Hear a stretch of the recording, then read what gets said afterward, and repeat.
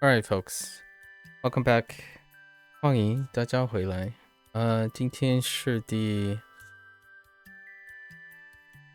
40 no 74天. It is day 74. We're back, and I totally forgot that yesterday I did not go over the week vocabulary on Wanikani. Oh well, that's okay. We're getting into the groove of doing that at some point. Good evening, Colonel. Hello. How are you?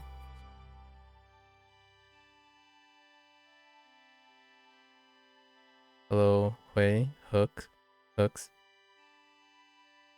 Did you just recently start BDO Sub-Zero, or is this like a post-reflection thing?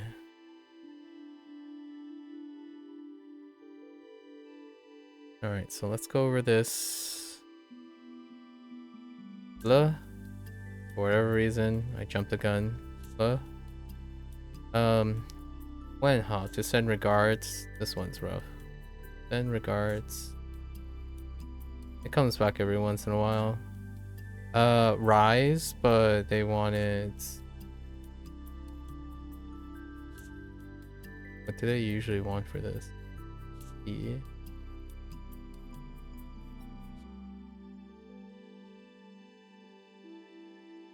Bring up to lift.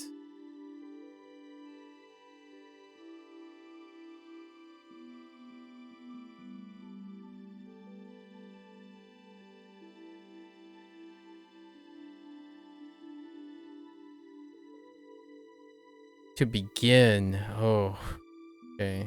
To begin.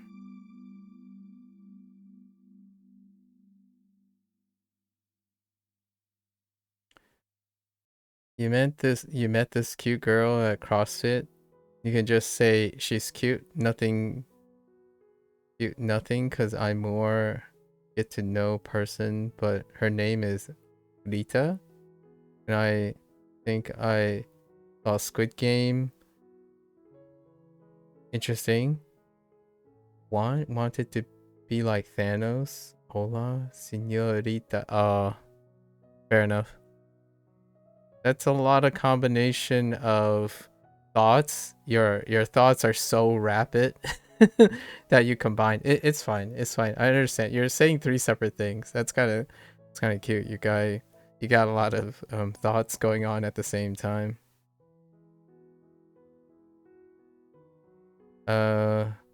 You gave it a shot 5 years ago, but you never got into it. Just made a character again today. Character creation and deciding on a class took ages though. Oh, you basically just played the entire game. You got past character creation. It's time to wait another 5 years to create another character, Sub-Zero.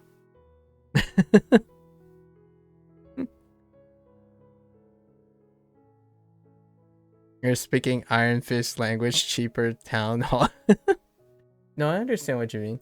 Oh, that's kind of neat. You seem very fertile. You seem like a very, how I say, a libido oriented when you're in the gym.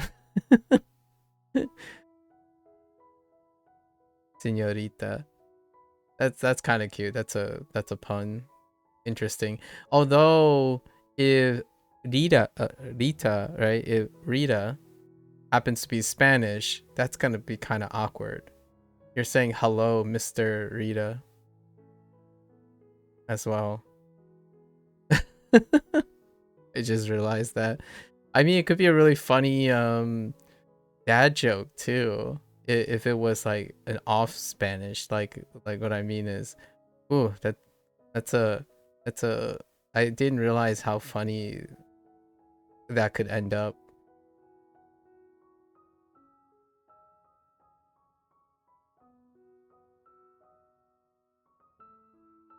Nah. unlikely. Especially what I know about Curdle. And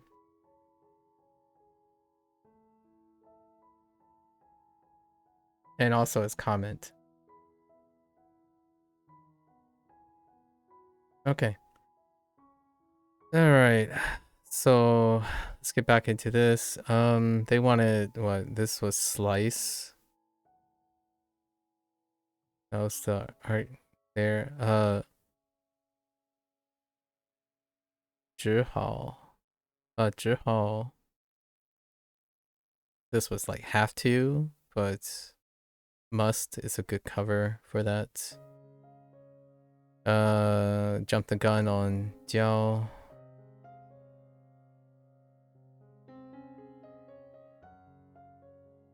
Master. Oh yeah, master want. Mainly want. Main. I don't have a substitute for that yet. And then this, we just forgot Tarzan. Oh. Cover. Alright. You're very sleepy? There is certainly a solution for being very sleepy. Alright.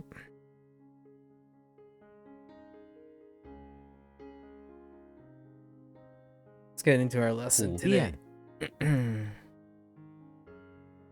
普遍 universal everywhere. So universal. Ubiquitous. Universal. I wonder if universal everywhere means more like ubiquitous as opposed to universal.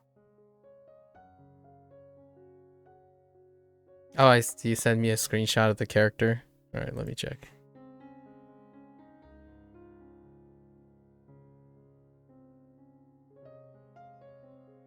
Intriguing. White hair, huh? Why did you just remake Ciri from The Witcher all of a sudden? I'm kidding. I'm doing my internet jargon.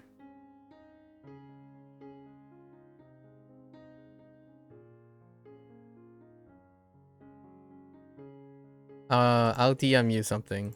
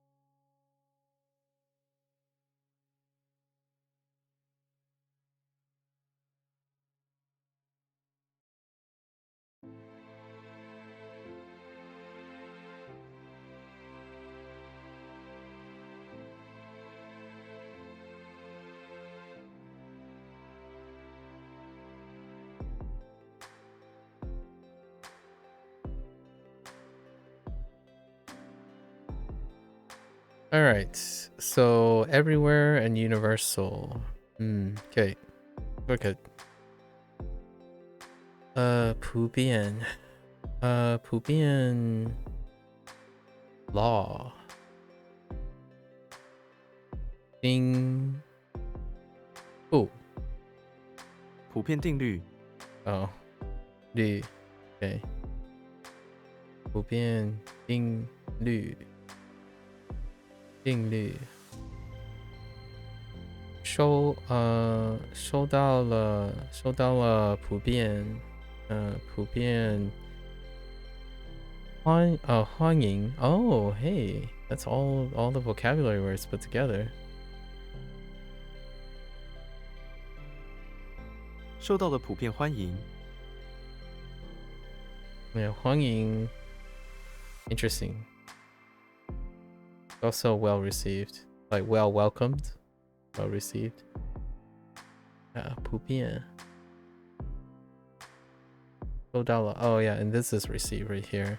Oh, 收到了欢迎 well oh, kind of a neat way to say well received.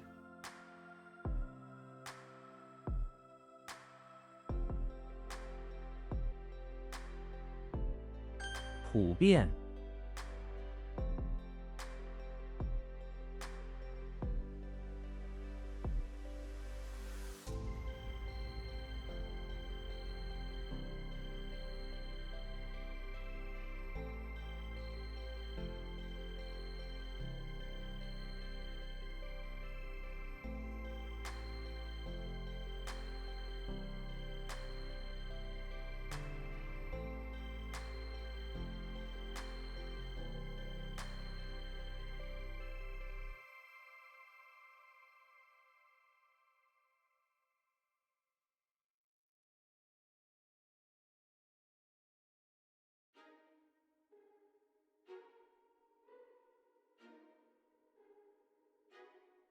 ，Who is my favorite historical figure? Does the historical figure, does that imply like the traditional thing where the historical figure has to be not alive?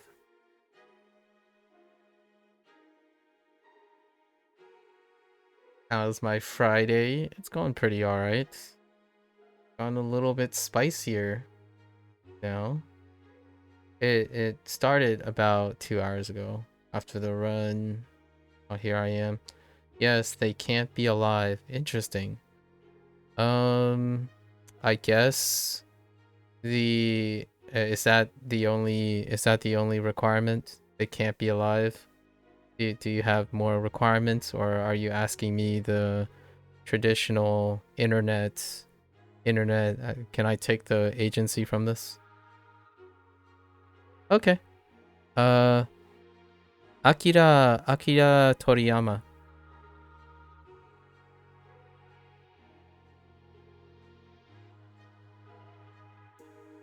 Okay. Let's see. Early grinder, I see you. Turtle. PG-13. Yeah, my Friday's just started. How's your Friday? Or how has your Friday been going? After the Rita incident. Well, I guess I guess it would take that long to do the CrossFit. Well, CrossFit shouldn't have taken that long. And then you saw Squid Game. Squid Game 1 or 2? Second season of Squid Game?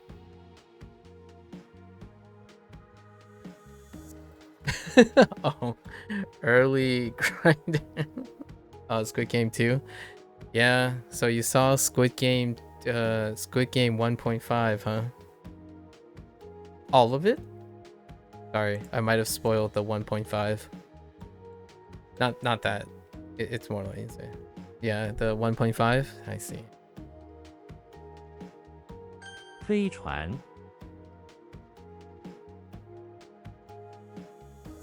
飞船, flying ship. That's a spaceship or an aircraft. Ooh, an aircraft.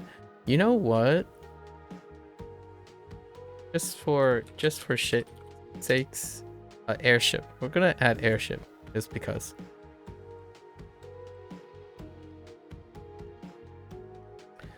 Wait, why are you laughing, Sub-Zero? Did you watch Squid Game 1.5? Did I ask you if you watched Squid Game 1.5? 飞船. 飞船 model. I don't know what model is. 飞船模型，模型. Interesting. 模型. I don't have the details on either of those characters. Okay. Apollo. I'm guessing this is like Apollo. Maybe like Apollo. 飞船. 阿波罗飞船， I figured. Apollo. poor luo. Luo. When it started with I'm like, yep, that doesn't mean anything. Bo luo. Of course. 飞船飞船，飞船努力，努力 Yep, 努力 to make effort, to toil for power, toiling with all of your power, to make an effort, to work hard. 努力我们的努力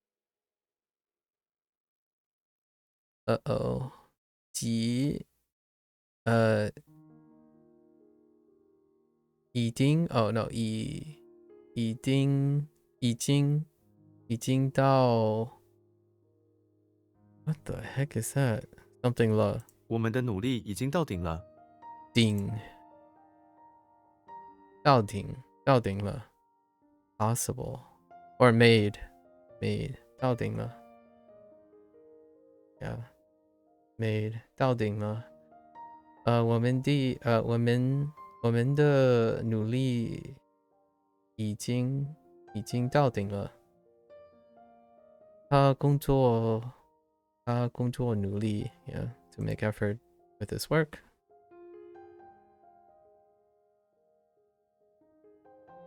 Oops. 努力，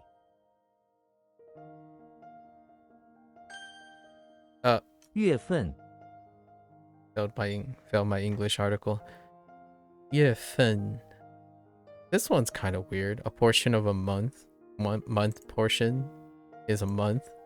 When we say 月份, we usually referring to one of 12 portions of a year. Oh, the month portion of a year. Okay, I got you. Each of which is uniquely named month. Yeah is a more colloquial way to say month. This way is a bit less common and more formal. Oh. Huh. I see. That's a great way to think about how to use fun. Okay. 2月是北京最寒冷冬冷 no 寒冷的月份。2月是北京最寒冷的月份。寒冷 Yeah.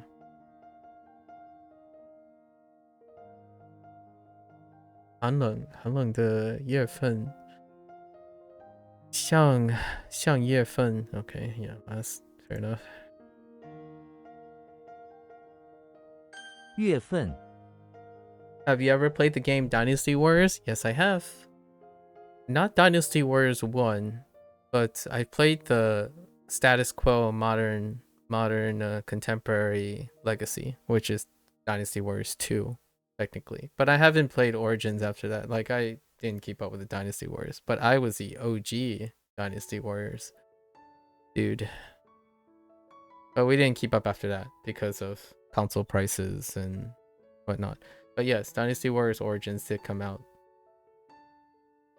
You just like their dialect back then? Oh, interesting.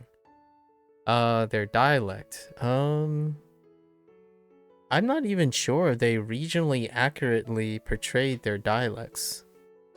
The 3 main groups, right, should have 3 prominent dialects. So that'd be interesting to think about. I'm actually very curious now.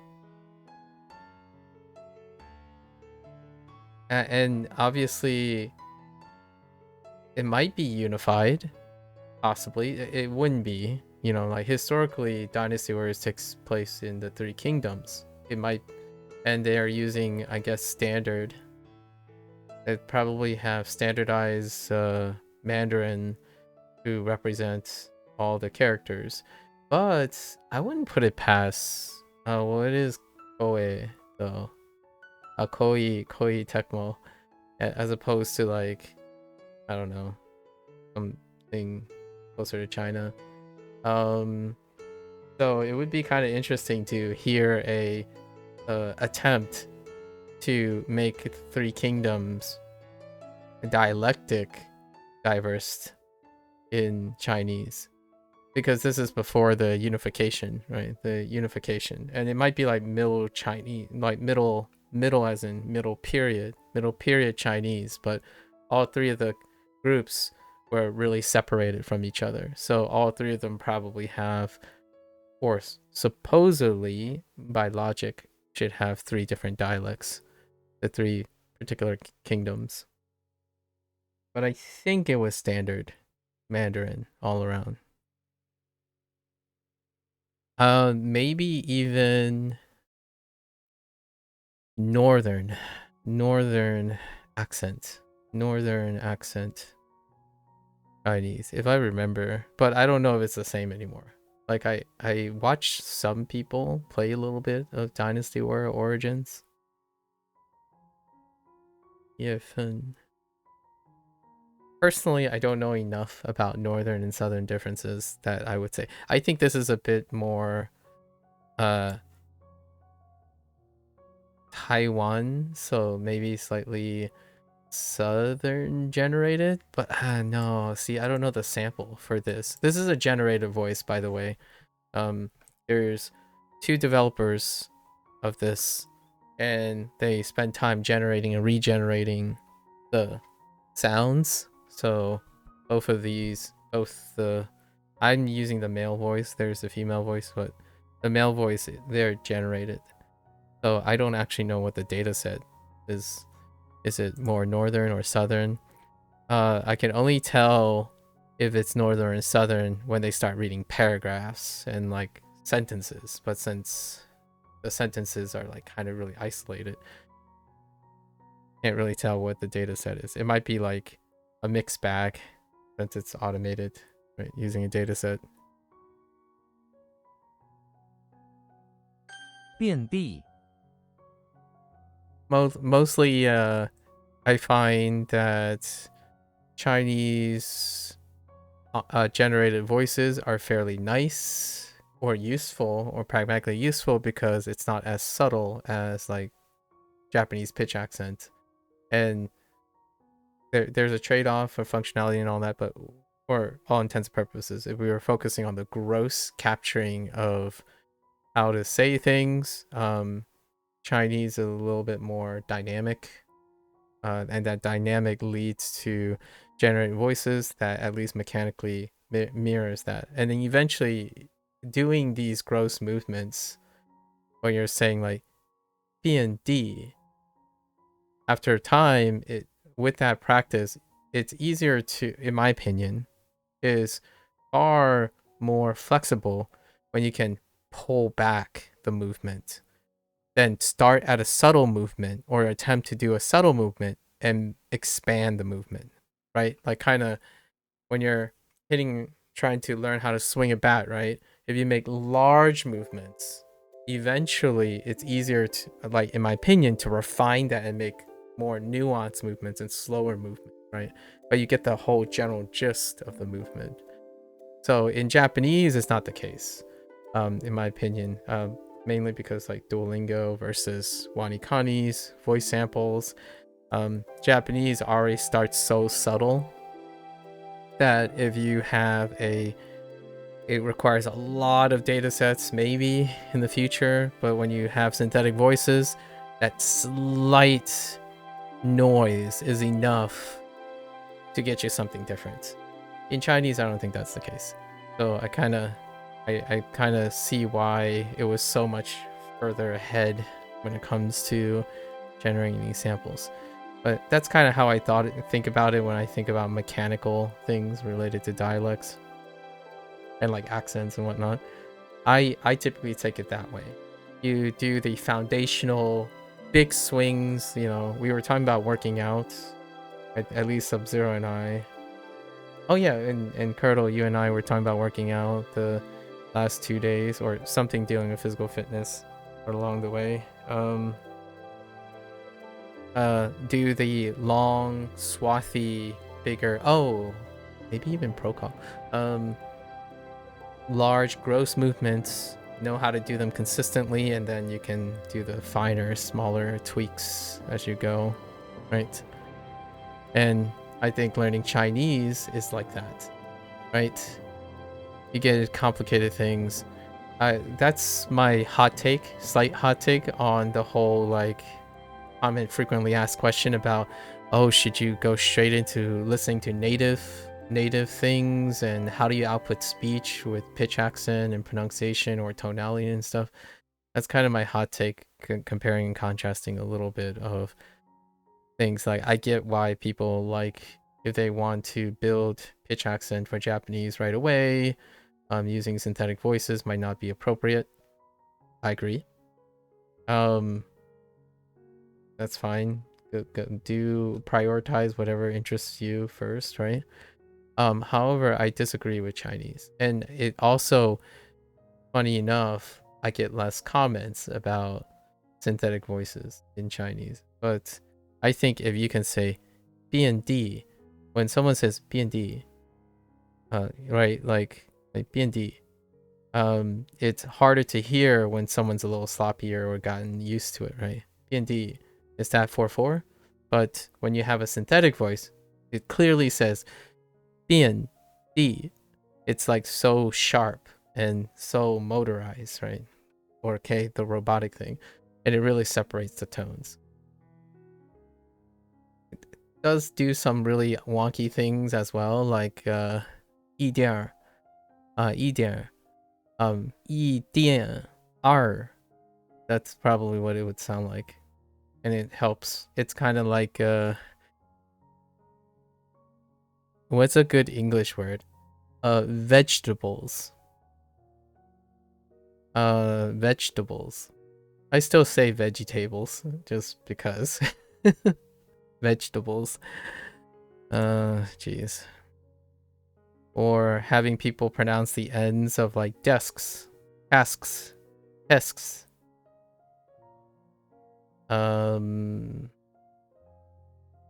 Bed. Beds. Beds. Right. Fun times. Anyways, B&D. B&D. Everywhere plus ground. Still everywhere. We got redundant words. Excellent. Chinese, redundant words. First to everywhere, all over a given area of ground. So all over as well. B&D. B&D 多 B&D 多是词 Is that still 词？死人。遍地都是死人。死人 Oh, it's 3. 死人。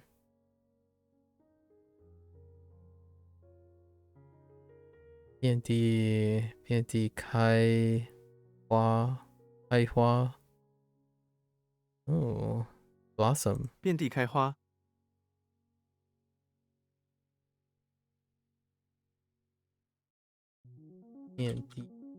遍地。All right, conjoined twins. What were you, conjoined twins? 普遍。普遍。努力。努力。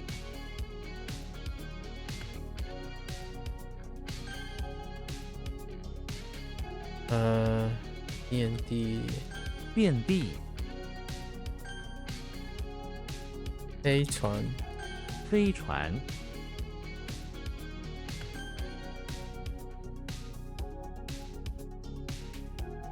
月份。月份。Hey, on we go. What do we got? 天分 talent. A piece of heaven gives you talent, of course.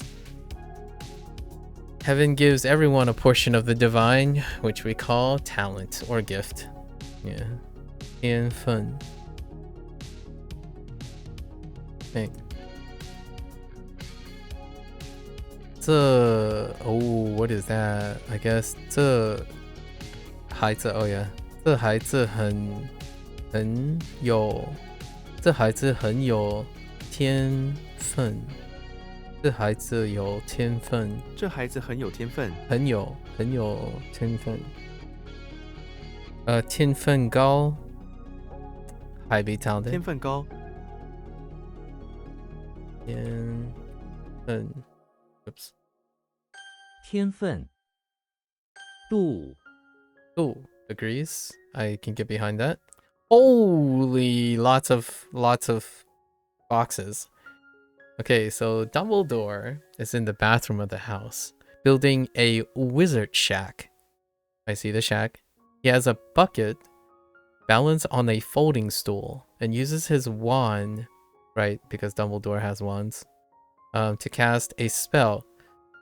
Shackus Degreasus.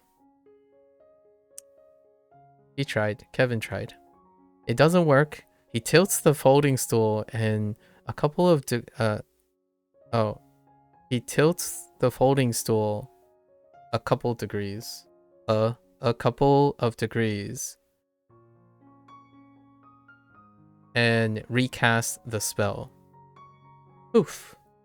The bucket and the folding stool turns into a wizard shack. Okay. I see. The key was the tilt of the bucket in degrees. Alright, I got you. Yeah, Wendu. Oh, Wendu. That's all I got. Wendu is my only reference. Humidity. Can't see it. 适度 appropriate. Huh. Oh, intensity works. How strong degree, the strength degree, the degree of strength, intensity. 强度 level. Oh yeah, level is a measure too. I'm guessing the left side is like flatness. Maybe the degree of flatness. Maybe. Or it could be like, oh no, ping. Probably that would be ping. Oh. 长度. Interesting. I don't have any of those characters yet. 度淡 Done. Okay. Yeah, however, I can get behind that. Like, 但是, however. Or.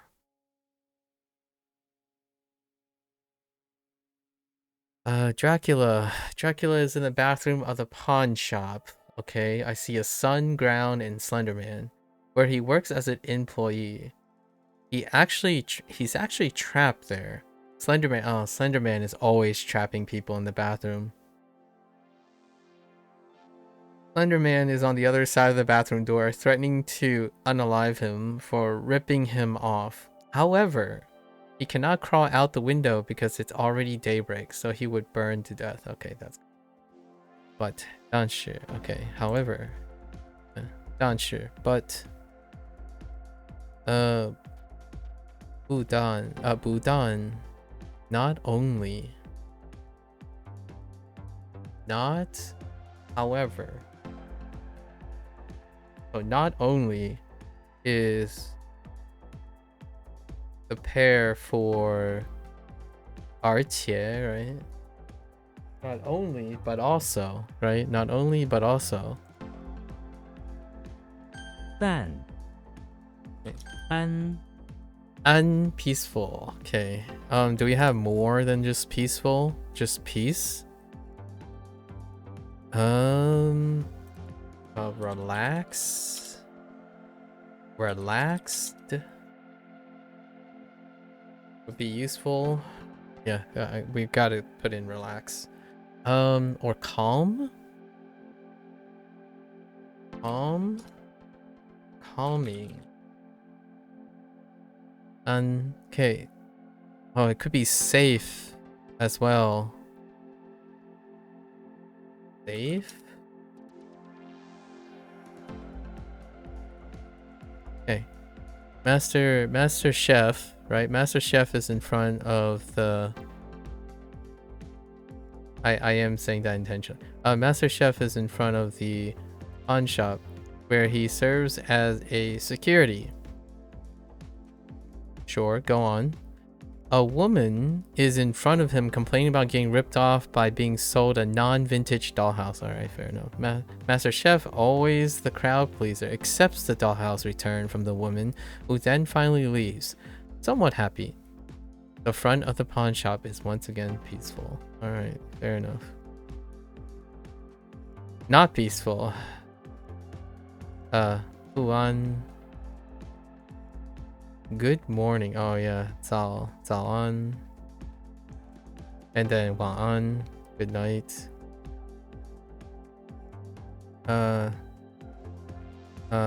Security check.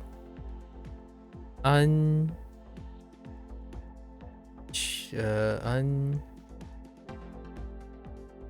安静. No. 检查. 安静. 安监. Oh, 安检. 安检. Or 安静. Or 安监.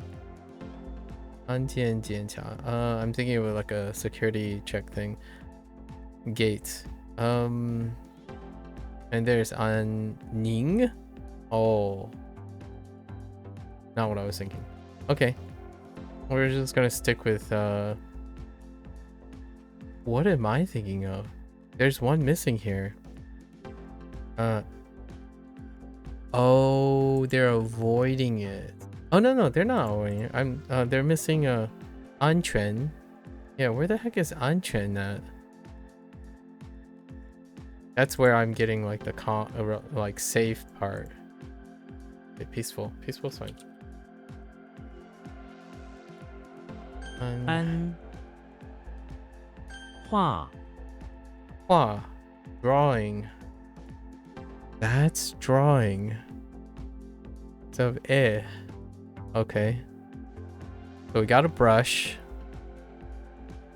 And then we have a rice paddy in the ground. Okay, I guess it's just drawing on the ground a rice paddy or a rice field. Oh, the whole thing is drawing. Oh no. That's not that great. Picture yourself making a drawing on the ground, right? In the middle of a large room. You draw on the ground with your brush, slowly drawing a large depiction of a rice field. Of course. Makes sense. Painting. What was painting in MAKU?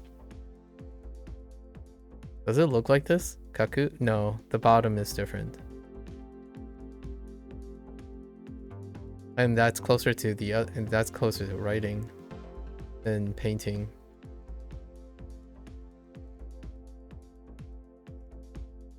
All right. I buy it. 画 I could have sworn. Oh, this is the same hua. Maybe. Oh no, it might be a different hua. There's a hua for picture. Might be the same one. The Hulk. The Hulk is in the bathroom of the auditorium. Alright.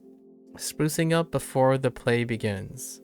He realized he forgot his tie. Bathroom, auditorium, okay. And so takes a big Sharpie and makes a drawing of a tie on his white collared shirt. Okay, so the dressy part is what's creating the auditorium. Afterwards, some water from the sink gets on the shirt, ruining his drawing. Oh, rip. The Hulk, in a fit of rage, smashes the sink. Okay, the sink. Bathroom, tie, drawing. These are kind of weak, largely because the one thing, so I have to remember the component. The component is pretty self-explanatory enough. Okay. Is it the same hua? I think it is. It's the same hua. Yeah. Donghua. Anime. Donghua. Motion drawing. Anime. animation. 油画 oil oil drawing, oil painting. Portrait. Oh, young statue or portrait. 天啊，走画像 an album. Oh, a book. Interesting, a booklet. Is that supposed to be a booklet? 画册 an album. Oh, that kind of makes sense. Booklet plus drawing, a drawing booklet, or a image booklet, an album, and comics. Yeah, manhua. I don't know how the man works though. That's a dream catcher and spray. Okay. 画 Yeah. All right, we got a bunch. 度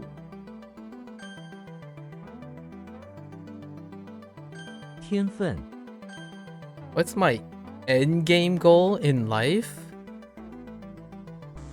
That's a good question. 安 End game goal in life. The cynical side of me is saying death. This is going back to what I was talking about with Sub-Zero yesterday about talking about objective logic versus emotional intelligence. The cynical side of me, my 18-year-old self would say the end game goal is often death, but let's make it a little bit more sentimental, right? Dying with a legacy. And then let's do a little bit more sentimental. Dying happy. But that might be a little too generic. So we can maybe a little bit more specific. So maybe something related to language learning. I wouldn't mind dying being able to speak 4 languages. You know, before I die. Be able to speak 4 languages. Or like produce something. Maybe write something in 4 languages. Produce and write something that left a mark that I was able to synthesize 4 languages from a single source. I don't know, maybe write a poem in 4 languages that captures the spirit of my aptitude of the 4 languages. That's kind of a little thing, you know, a little smaller thing. But obviously, if I had to be really, really broad, dying happy is an excellent endgame goal in life. One might even say I'm already living that.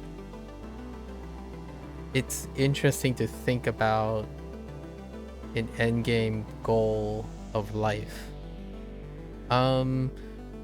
Here's a flip side of it. Endgame would suggest the end of something. So if one has a goal about life, is probably to live as long as I possibly can, logically, and then let's add a little sentimental spin to it. Live as long as I can, happily, is probably the end game goal. I think of goals as something that don't end, so when I think of end game, it has to be a system that has an end to it, and life is one of the extraneous circumstances. When life ends, everything ends for you. So, or logically, but sentimentally, it might not have an end. So the end game is to leave something behind that doesn't have an end. Interestingly enough, perhaps persist beyond my mortal bodies as long as my mortal status as long as possible. So perhaps contribute something that will leave a lasting impression with myself for maybe a little bit longer. So one could even say poetically, in a sentimental way, one of the end game goals of life is to leave something that goes beyond your mortal self, which is legacy. So I'm basically redescribing legacy. So an end goal is to leave a legacy. Be it, there are many ways to leave legacy, so we would have to be very specific. But obviously, I'm one to very much entertain the idea of raising children at some point as well. So that's one way to leave a legacy.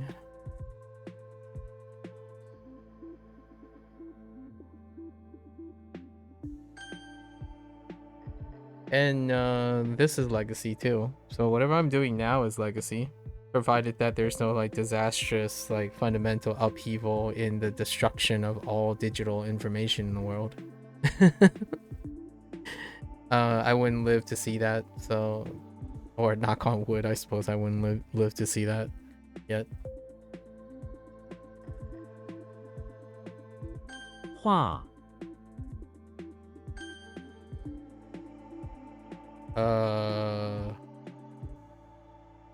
Was this supposed to be drawing too? Okay, we're just going drawing. Have you thought about it, being that you asked the question? How did you qualify what's an endgame goal in life? Most of my goals that deal with life skills do not have an end to them. They are goals. So it's difficult to understand what people mean when they ask an end game. There are no end games to life-related goals for myself. So it's something that I probably can't empathize and do not think about very often. Like, what is my end game for language learning? Well, it's a life skill, so there's no end game. I can tell you what my immediate goals are, or goals that I visualize, right?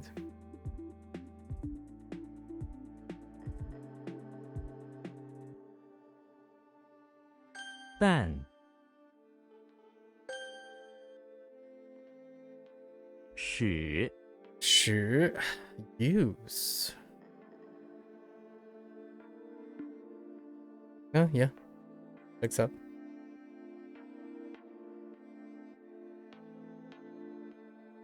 Oh, wait. Does it? Yeah, it does. Shrek is in the basement of the house. Shrek is in the basement of the house, trying to help Slender Man get a mouth. Oh, that's actually kind of lore accurate. Slenderman doesn't have a mouth. Slenderman get a mouth. He places a cross where the mouth should be on Slenderman's head, then takes a walking broom that was walking nearby and uses it to start hitting the cross. It's no use. Smash the cross into where his mouth is. Okay. Alright, I can get behind that. Oh.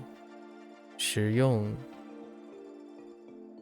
So I was thinking of 用, but 实用. It's kind of a good unifier. To exert force. Oh, to use power. 实力. Impale.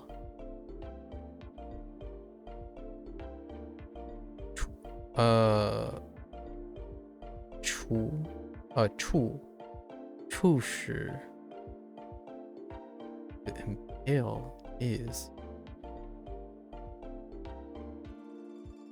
to exert strength. To exert all strength. 决定. Even if, oh, that's weird. Even if, 即使.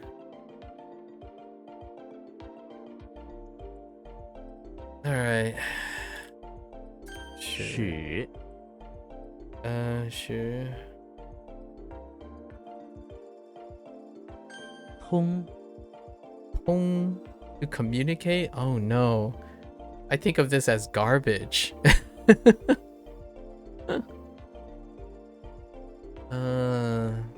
Oh man. Alright. A smoker? Oh, that's not helping the case at all, man. Oh, that type of smoker too. Imagine a rag with a bunch of animal elbows hanging in it. Naturally, it is so... Oh, instead of mother?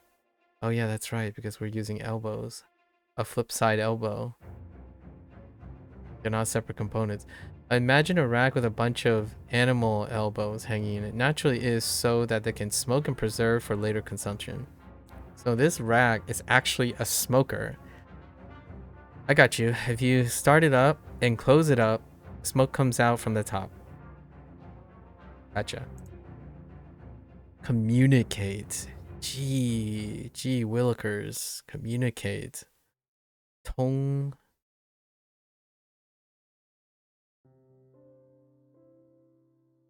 What vocabulary word am I thinking of? Tong. Alright. 通 Well, we'll find out soon. Alright, so Tarzan is in front of the temple, standing on a long road next to the rock garden. He has a smoker that he is using to communicate with his... Oh, that's kind of clever. A smoker, like a smoke signal that is used to communicate with his jungle brethren down in the jungle below. Jeez, I was thinking of BBQ right now. Temples are boring, he communicates via smoke signals. Communicate, I don't got any insight into it. Oh, a notice or notify. Right?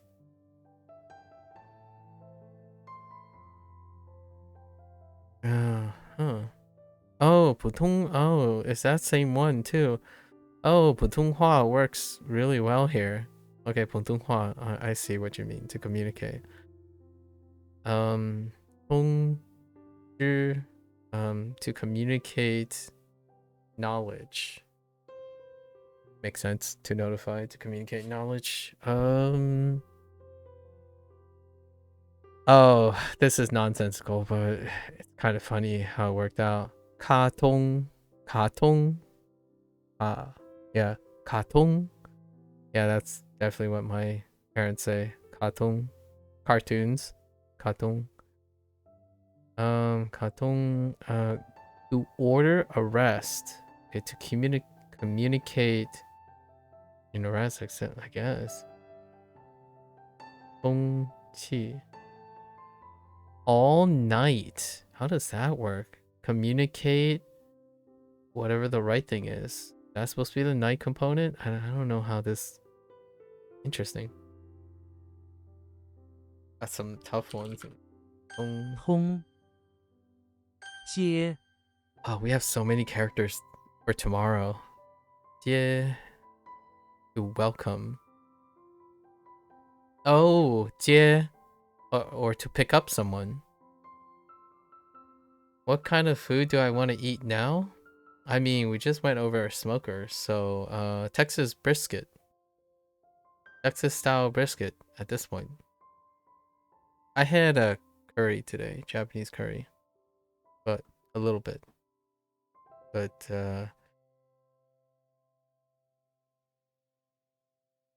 Jimmy Neutron. Jimmy Neutron is in front of the electricity plant. Yeah, right, where he has been hired to welcome each guest as a part-time job. Okay, so basically Jimmy Neutron has been relegated to a Walmart greeter or electricity plant. Nice. I see it. A woman approaches the entrance, right? Wanting to tour the plant, accompanied by a guard. I was gonna say Jimmy Neutron could be accompanied by a guard. Jimmy reaches out of his hands to welcome her with a handshake, and the guard intercepts him and cuts off one of his fingers. Well, that escalated. Jimmy screams and runs towards the door of the electricity plant to get some first aid. What the? That escalated wildly.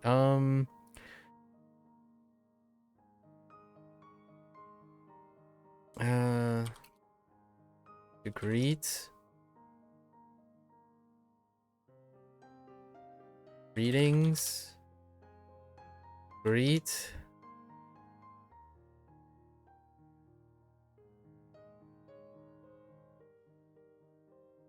I'm gonna say like, I want to say like to pick up, to meet up, pick up, meet up.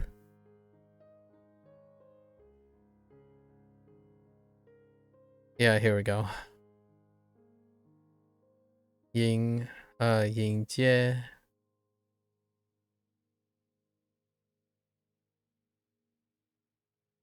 and then financial assistance. 接日 I feel like 接济 I feel like I've seen this somewhere, except the right is wildly traditional. Okay, to receive, yeah. Oh, yeah, to receive. That's right. To receive is the other one. As in to receive a person. To greet, to pick up, to meet, to receive a person.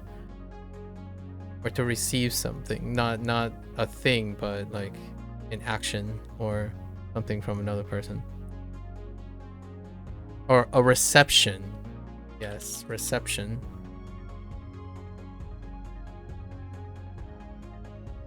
Yeah, to contact. Dang. To contact. Yeah, contact is a good one too for greeting, meet up, contact.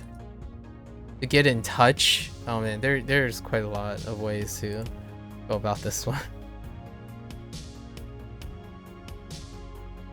Yeah. True. Welding. Oh, interesting. That's not on my list of familiarity, so we'll just leave that go. 接 Yeah. Oh.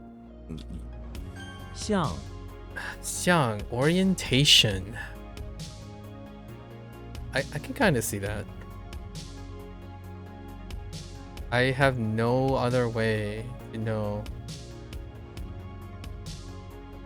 Xiang, I think more like Xiang, orientation and direction. In that direction or concerning.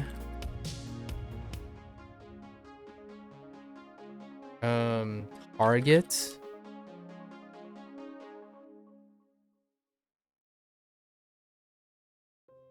Hard to kind of explain this xiang. The xiang that I'm thinking about is to whom you're borrowing or lending something, or like to whom it's concerning. So it's the orientation of the thing.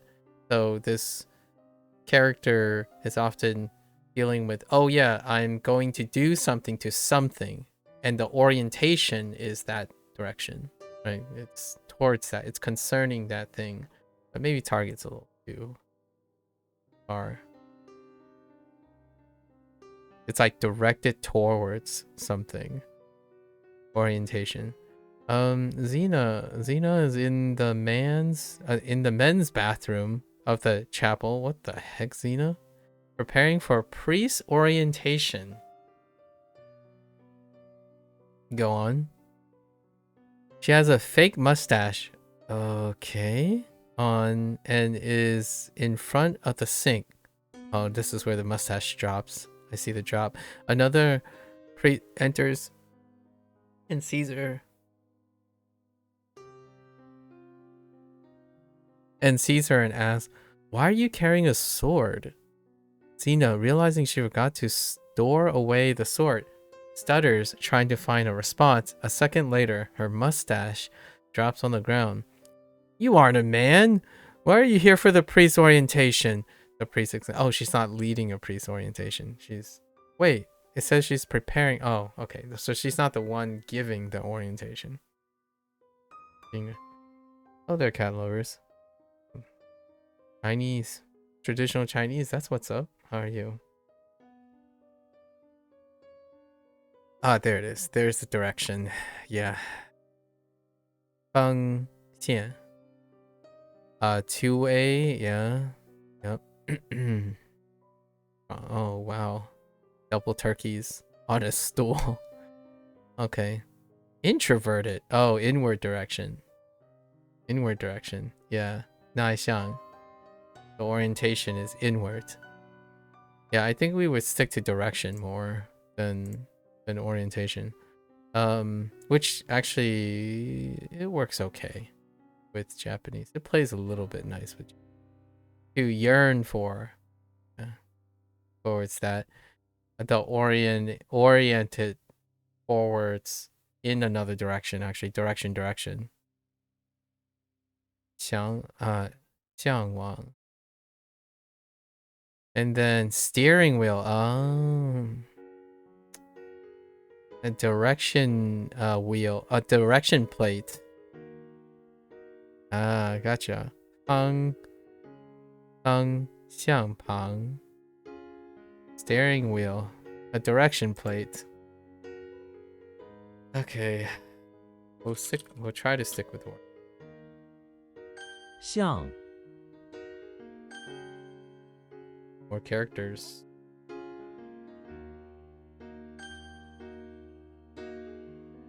向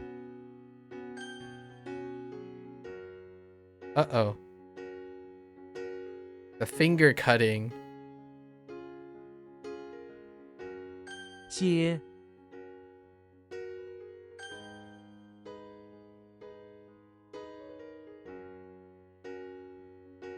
Slenderman basement. Who is trying to help him with the mouth? It could have been anyone.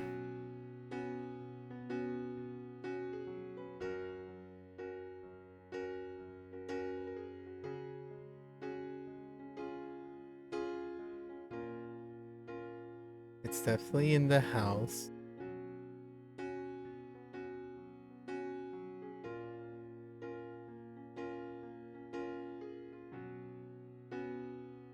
Not that one.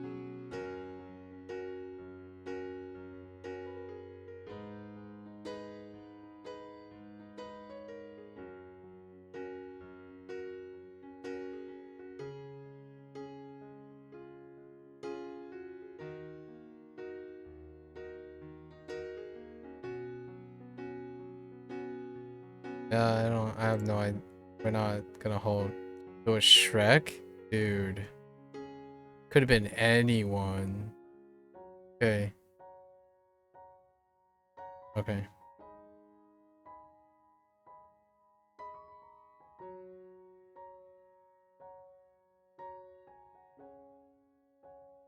通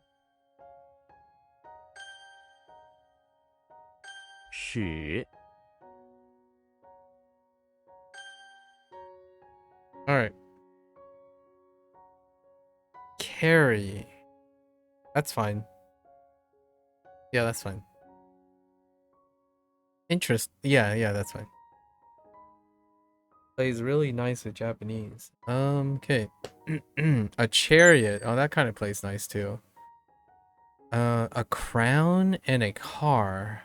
At the front of the car is an emblem of a crown.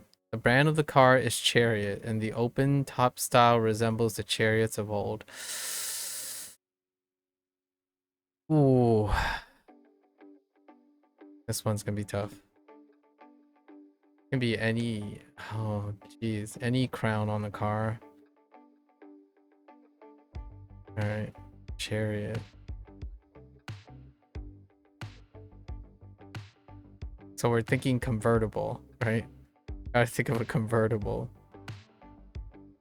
An army?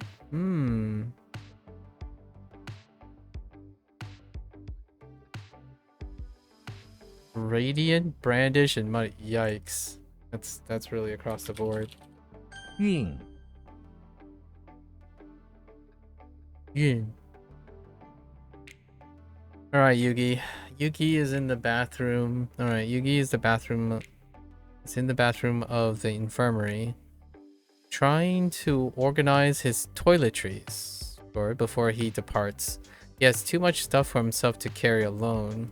So he uses one of his cars to summon a magic chariot. Alright, fair enough. On brand. He jumps on with his stuff. I mean, he summoned a chariot inside of a bathroom of an infirmary. That's a very large infirmary. And the chariot bursts through the wall. Okay, fair enough. Bursts through the wall, carrying him and his items down the road, while the nurses stare out angrily through the huge hall in the infirmary's bathroom. Fair enough. Can I get like something to help me with this? Oh, sea carry, sea transportation. Hai yun. Okay, hai yun. Oh. Oh, move carry to transport. Ban yun. All right. Luck. Okay, lucky might be a little bit of a stretch. Ying yun. Destiny.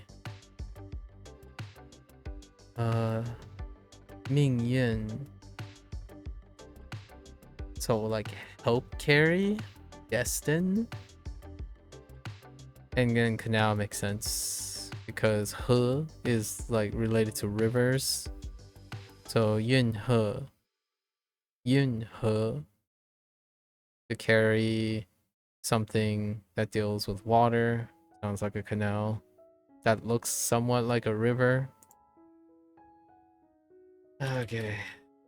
运 Yun. Yun. Yun. 直 Wait. Okay, gotta keep this straight from Zhen. Right. I mean, that was an accident. I didn't realize it's called straight. Oh boy. Straight is very close to true. Okay. Imagine a huge drawing of an eye. That's not an eye though. Oh, that is an eye. Wait. That's not an eye though. Okay, that's gonna throw me off really hard. That's more than an eye. That's extra eyes. That's a double eye. That's a big eye. That's an anime eye. Okay. In the middle of the ground. Okay. You take a big cross and stick it right in the middle of the eye. Sure. The cross sticks straight up. Perfectly orthogonal to the ground. I don't understand how any of this... Oh no.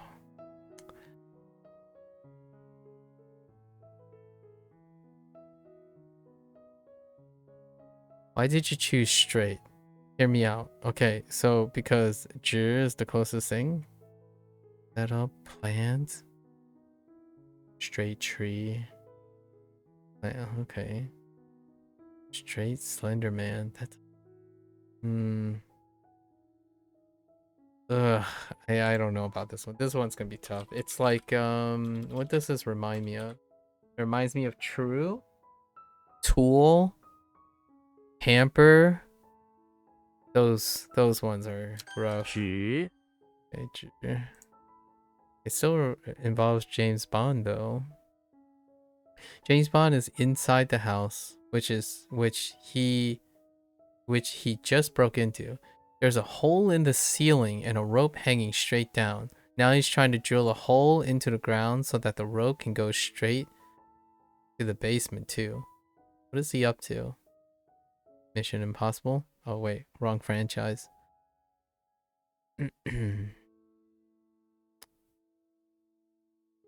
I'm very high odds that I'm going to miss this one tomorrow. 直 perfectly straight. 移直 as opposed to like, I don't know. 正直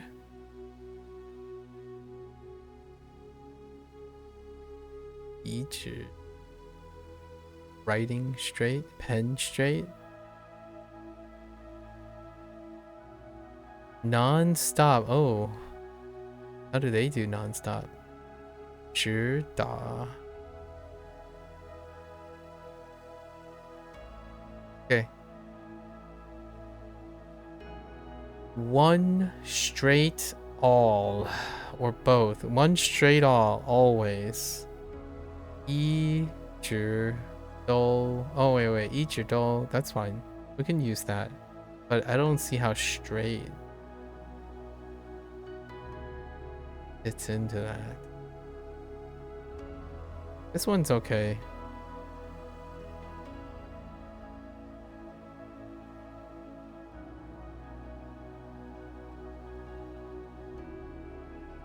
Simply. 变质.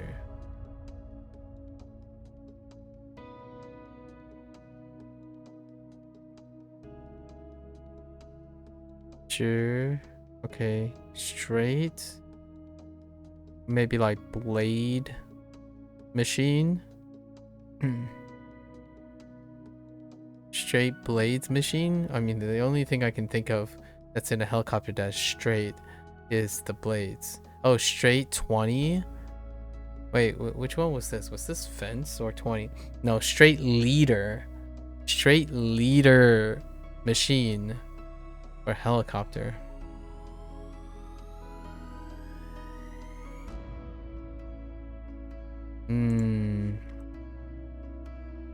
I'm gonna write straightforward and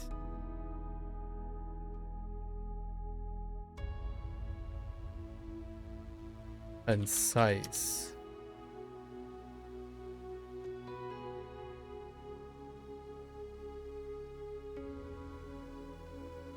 Non-stop. Correct.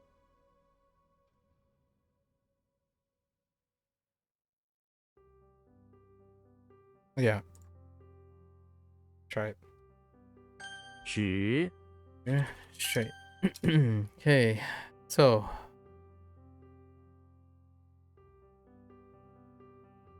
Chariot's gonna be a tough one.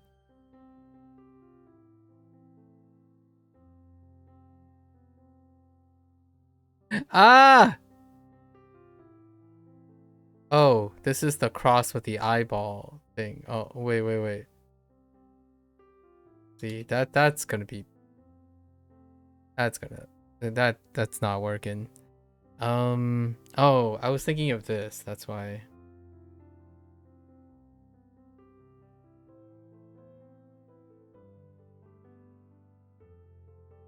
I got them mixed up. 运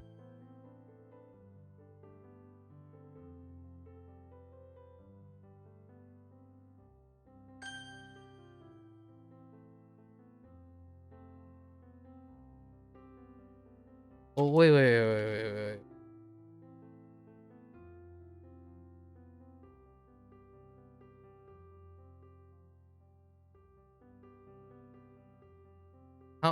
Wait, did I even read the... Whoops. I really... Wow. Dude. Like, yo.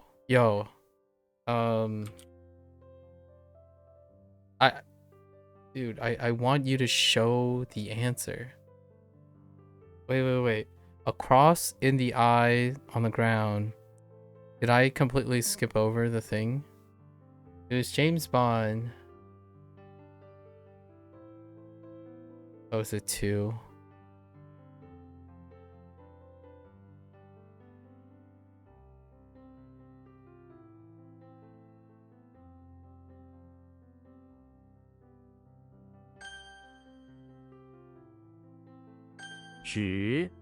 Yeah, it could be anywhere. Okay, so I have to think about the ceiling. I mean, everywhere has a ceiling. And anywhere could lead to the basement.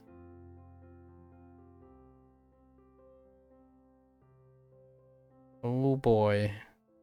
This one's not great. And it's one component as well. It's a perfect storm. This is like rote memory territory. You just gotta know 值. This is vocabulary moment. We need a vocabulary, but that's not for another 2 days. You don't get vocabulary until you clear the character. So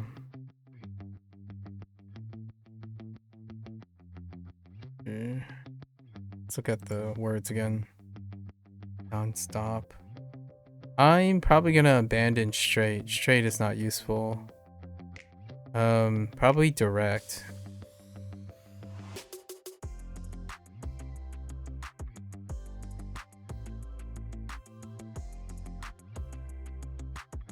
But these aren't great either. I don't know da yet. 一直都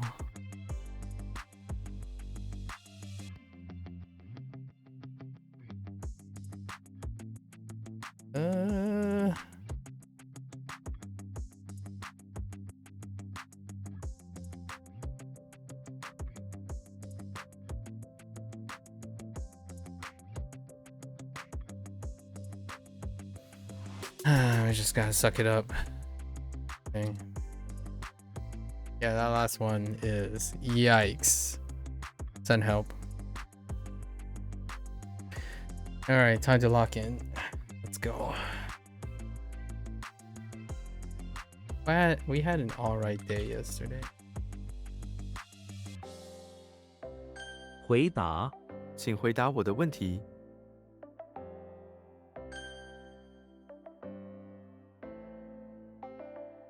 房子这栋房子为什么这么贵？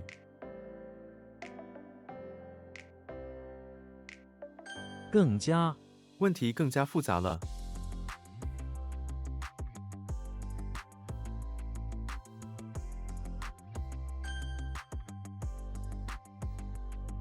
点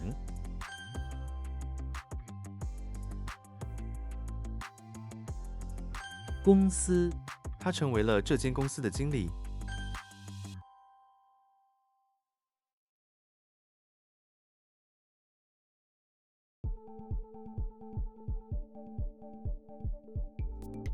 以上这里有10个人以上。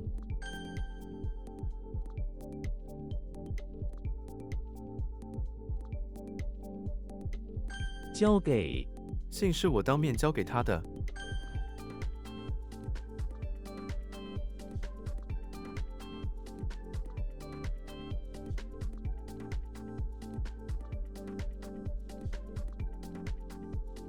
入睡昨晚我久久不能入睡。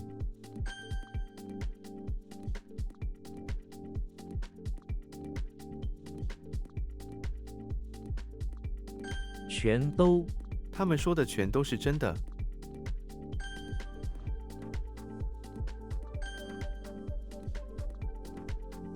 为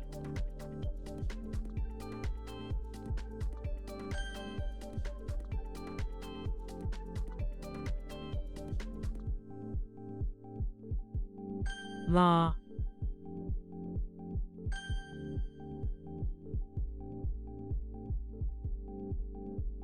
A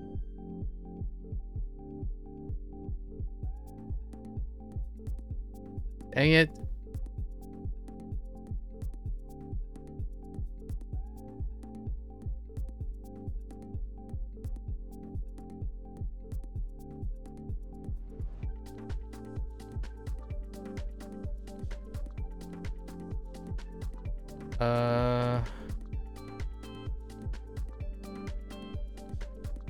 Yes. 应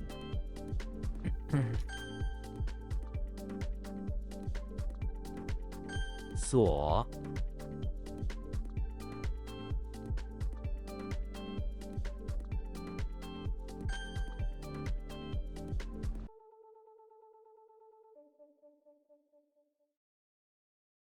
可见天空中可见鸟儿。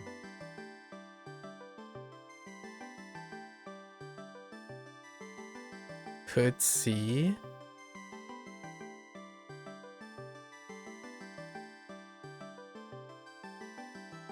Could see.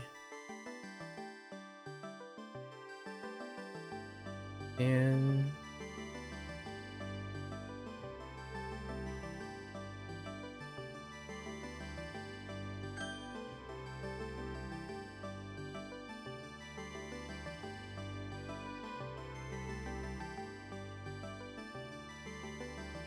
公斤，我体重刚好50公斤。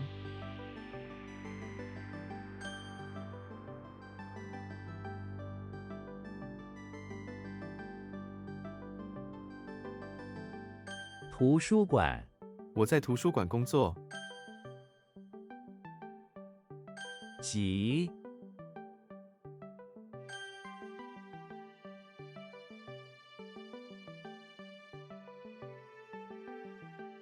风力，今天风力很大。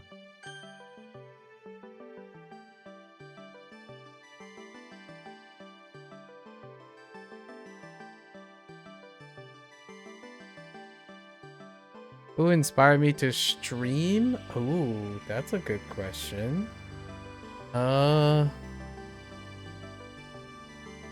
Wow, that goes really far back. Coincidentally, I talked about this earlier when Gecko asked. Yesterday. It was a little bit before you hopped in yesterday. Oh wait, but we're talking about streaming, as opposed to like recording things. Streaming.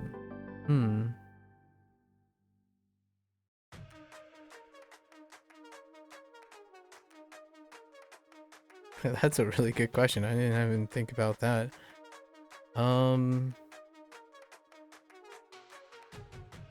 So there's who inspired me to like, or what inspired me to stream is how far we go back. So I'm gonna take a little agency from your question and say what is related to streaming that inspired me to stream. So it would have to be Hearthstone streamers. Probably. You know, your early garden variety streamers, right? People who are able to make variety a thing. So you can probably imagine them. They're all the founders effect streamers. They can name pretty much any prior World of Warcraft exposure person who turned into a variety streamer. We're not talking about people who did not transition into a variety streamer.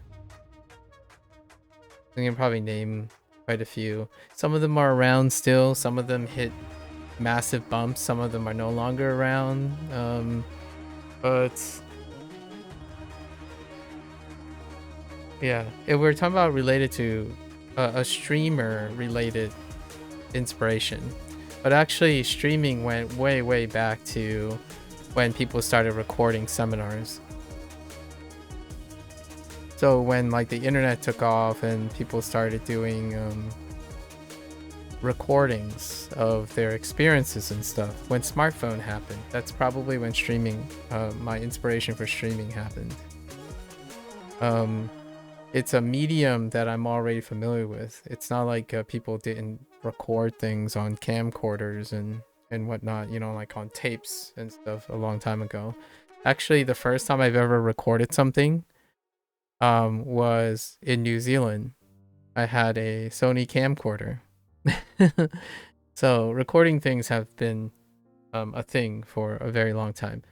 So that inspiration had always existed, or like not existed in the sense of always existed. I mean, it existed in a different form before streaming, and streaming was a natural way to bring that live but still recording. It's candid cam, right? Candid cam stuff is what probably inspired me to do streaming. If I had to go as far as back as possible, any candid cam stuff, documentaries, interviews, seminars, classrooms, dictation devices, right? When you're recording and talking to yourself, like a dictation device. Any form of note-taking. You might even go as far as what inspired me to stream is people who write in journals and share them. People who read books book readings. If you go to like a library or a bookstore and there's book readings, and live performances, street performers probably inspired me to stream well before anyone touched my heart on the literal streaming. That's beautiful how you remember the first things you recorded. Yeah. Because well, here's the thing. In my childhood, there were not a lot of recordings, right? It's about being pragmatic, and families don't like.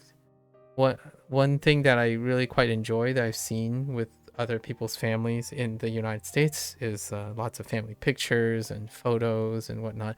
That's not quite the same in a pragmatic household, like especially a Chinese household, where there's not a lot of time in which the family was together. And when they're together, it's not bad, right? It's not like void of love or something. There are only so much time to do something, and one of them was not about the photos and the recording. You can see the hyper aggressive other side of things, where like you start less experiencing things, but you're more recording things, right? Like smartphones and stuff. But when it comes to limited time we have as a family, we spend that time like eating and actually being in the moment. So most of the time these things didn't happen too much. And I remember the first things I recorded because I was already relatively intelligent and an adult and recorded those things then. So as a kid, I don't have too many things left over. And like there's like we don't have photo albums. Like we do have very, very early photo albums. But then when it hit like the mid, like when I turned a teenager, there's very few any records of any of that stuff. So now that's the case. I have often been inspired by record keepers, historians, and not like historians for like large anthropological purposes or stuff, but historians for the sake of preservation of one's own intimate connection with legacy building. Facts. Maybe that's why I love eating with people. You spend time and making memories with people. Yeah, but the nice thing about the world we live in now is you can do both, right? You can do both very conveniently.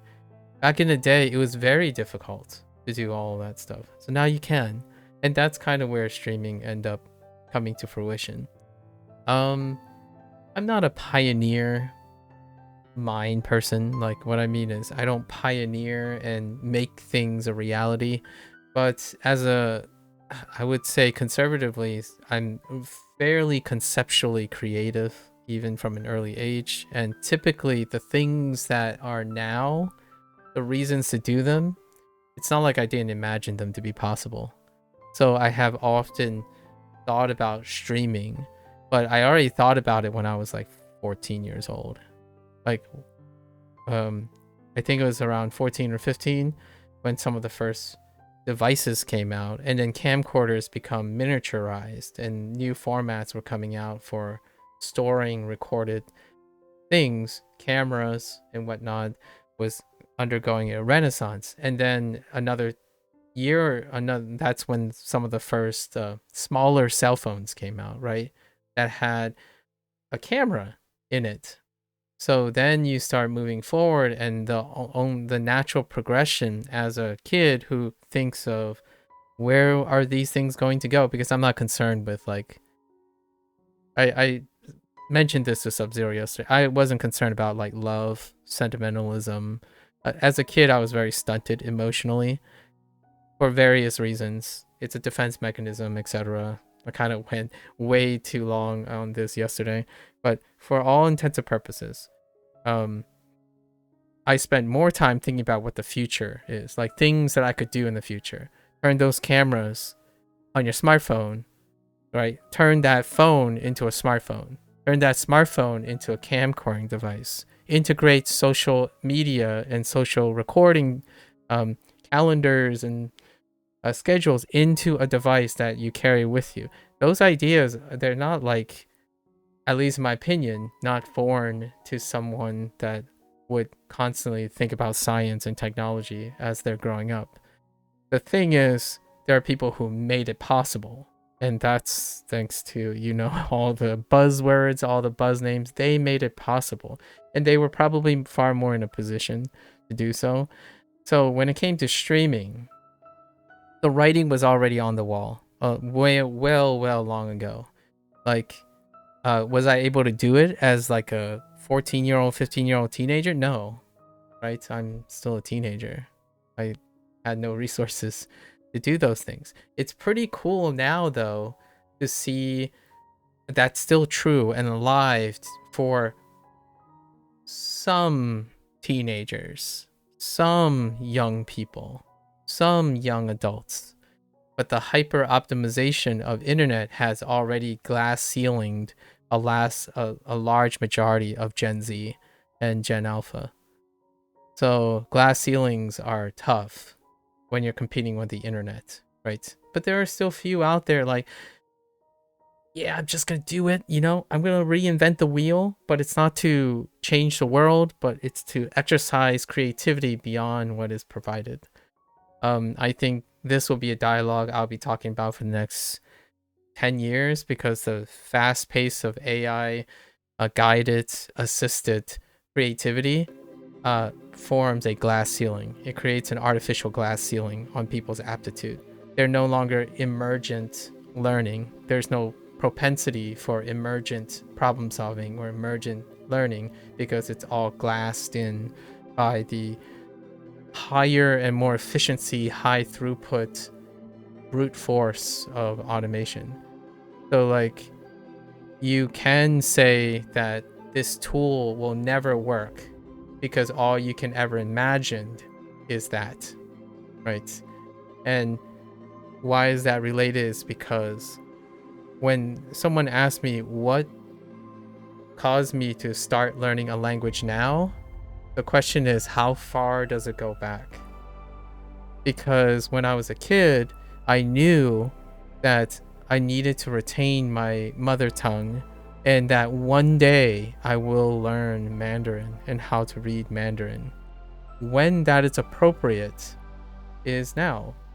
But I wasn't inspired suddenly. A question that people ask me a lot is like, so why do you learn Mandarin now and why Japanese now? It's because the conditions are optimal or favorable for it. What inspired me to learn Mandarin was being born to Chinese parents. That's kind of one of those things, like, how far is your farsight? How far is your clairvoyance? Right? And when it comes to technology, yeah, I would have to put some like guard posts here. I thought about streaming since the introduction of the Moto Razr phone. Because if that phone can take pictures wherever you go, then it can most definitely record things wherever you go. And if that's possible, then that's before the internet, by the way. The internet is still on its like web page. It's a couple years into its like web page days, right? And then when the first videos went up for YouTube's like, streaming is the next thing. Who's going to make it possible? Certainly not someone who's finally going to college and getting an education in science. So it's amazing how far things have come, but it's also not surprising. And hear me out. I don't think this is unique to someone who's academically interested. Science fiction, right? You read enough science fiction and you start thinking, you start becoming creative. You start thinking, you read books, right? You start thinking about what else is possible that not exist now. And I think there's so little of that these days. It's to iterate on things that exist, and it's glassed in on the iteration of things that exist. So streaming was not a thing before I was inspired to be a streamer. And that sounds weird because, I'm out of date. So I stream for the purpose of what inspired me to stream. I don't stream for the purpose of what people think streaming is now. The vast majority of streamers think streaming within the context and confines of their motivations now, as opposed to what I'm doing now.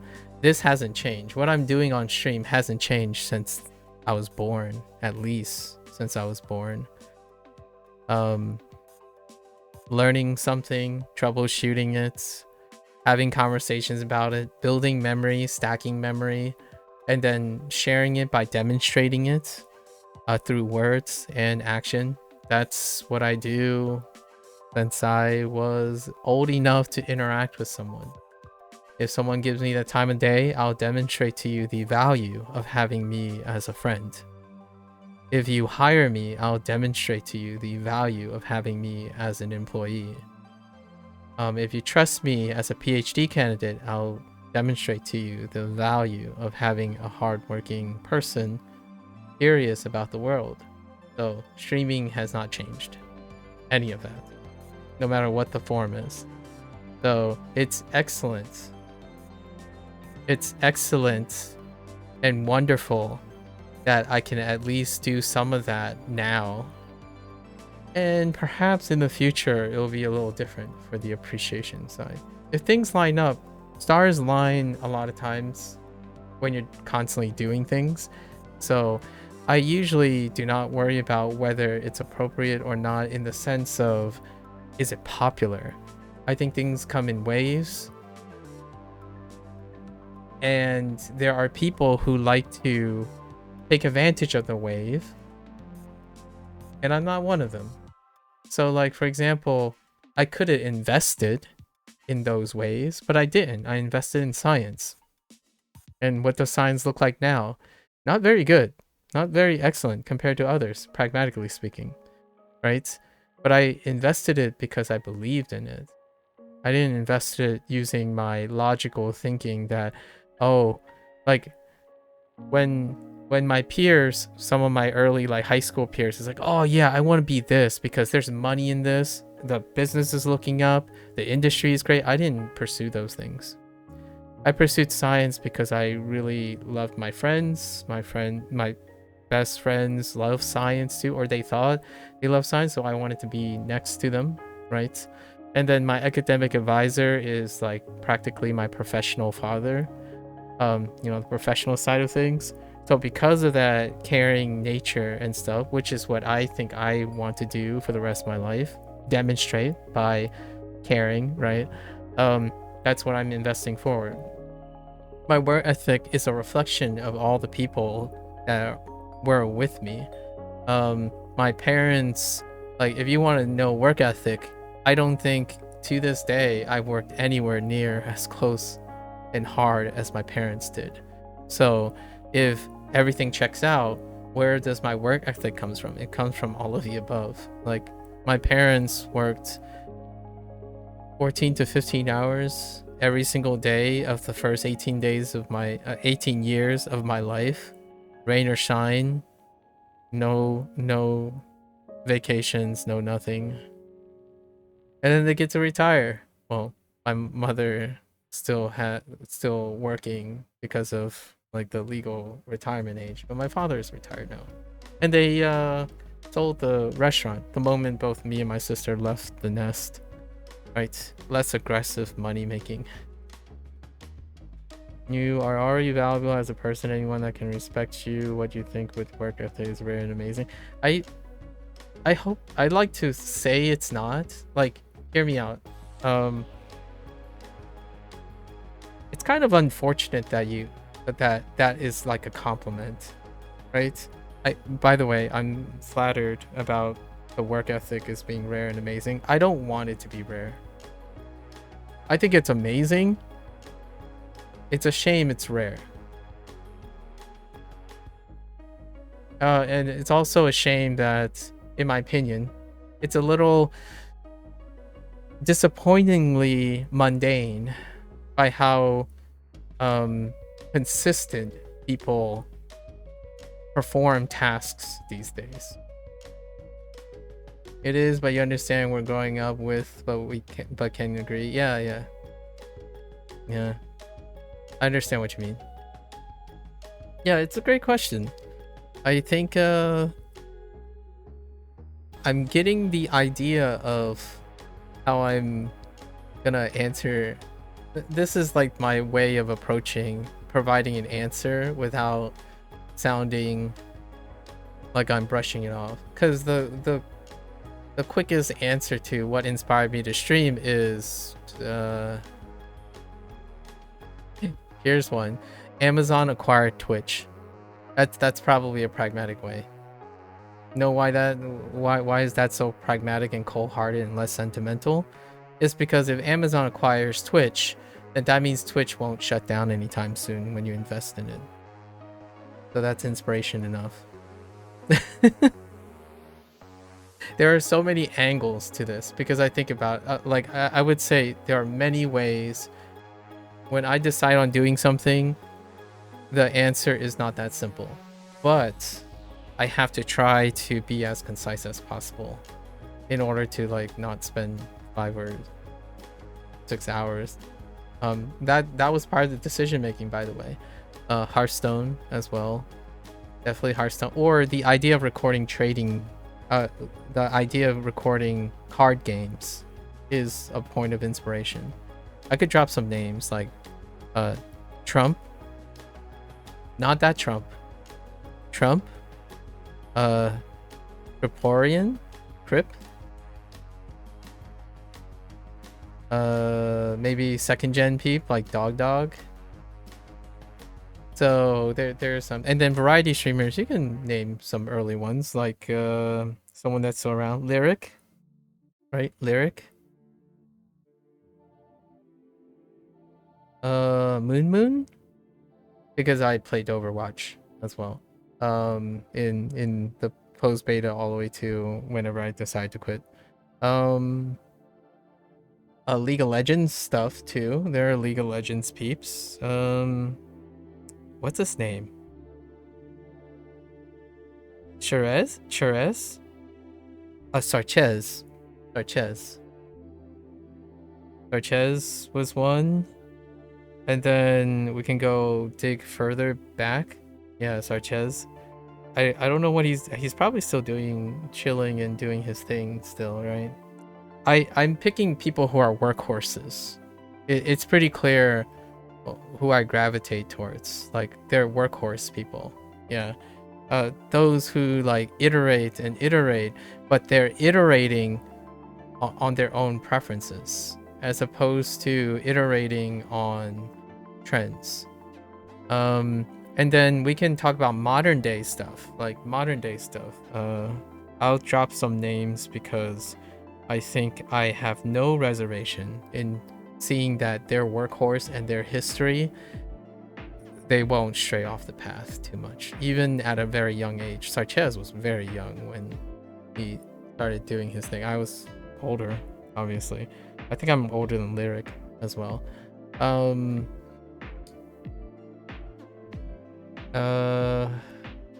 Maximilian Dude, of course. Max is older than me, so now I'm picking people who are older than me. Maximilian Dude, Carnage, right? They're both father figures. I mean, they're juggling far more than I am. And then, hats off to, I mean, they're not necessarily streamers, but Hank Green and John Green, they are both also older than me. So those are people that you could say, from an inspiration standpoint, they are older and therefore very highly potentially wiser than I am. And there are plenty of other examples, but they're not exciting per se people. They're very consistent,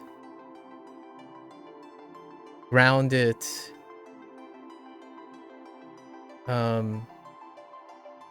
comforting individuals. So no leaps and bounds, right? No controversy. Probably not a cloud chaser. When you talk to them, you when you know those people, you kind of know what the response is going to be, but you're more fascinated by the delivery of their response than the general idea, right? Like, for example, it's not like when you ask me what inspired me to stream and you're expecting like, oh yeah, this guy just bonkers. They probably say like no one inspired them or something. No, it's probably going to be something you might expect I would say, but how I say it, how I deliver it is what makes the people that I feel that I named interesting.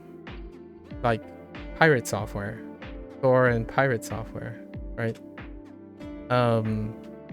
You sit there and you ask them the same question. They probably get asked the same question like 100 times over, but you're curious of how they're going to deliver on that answer.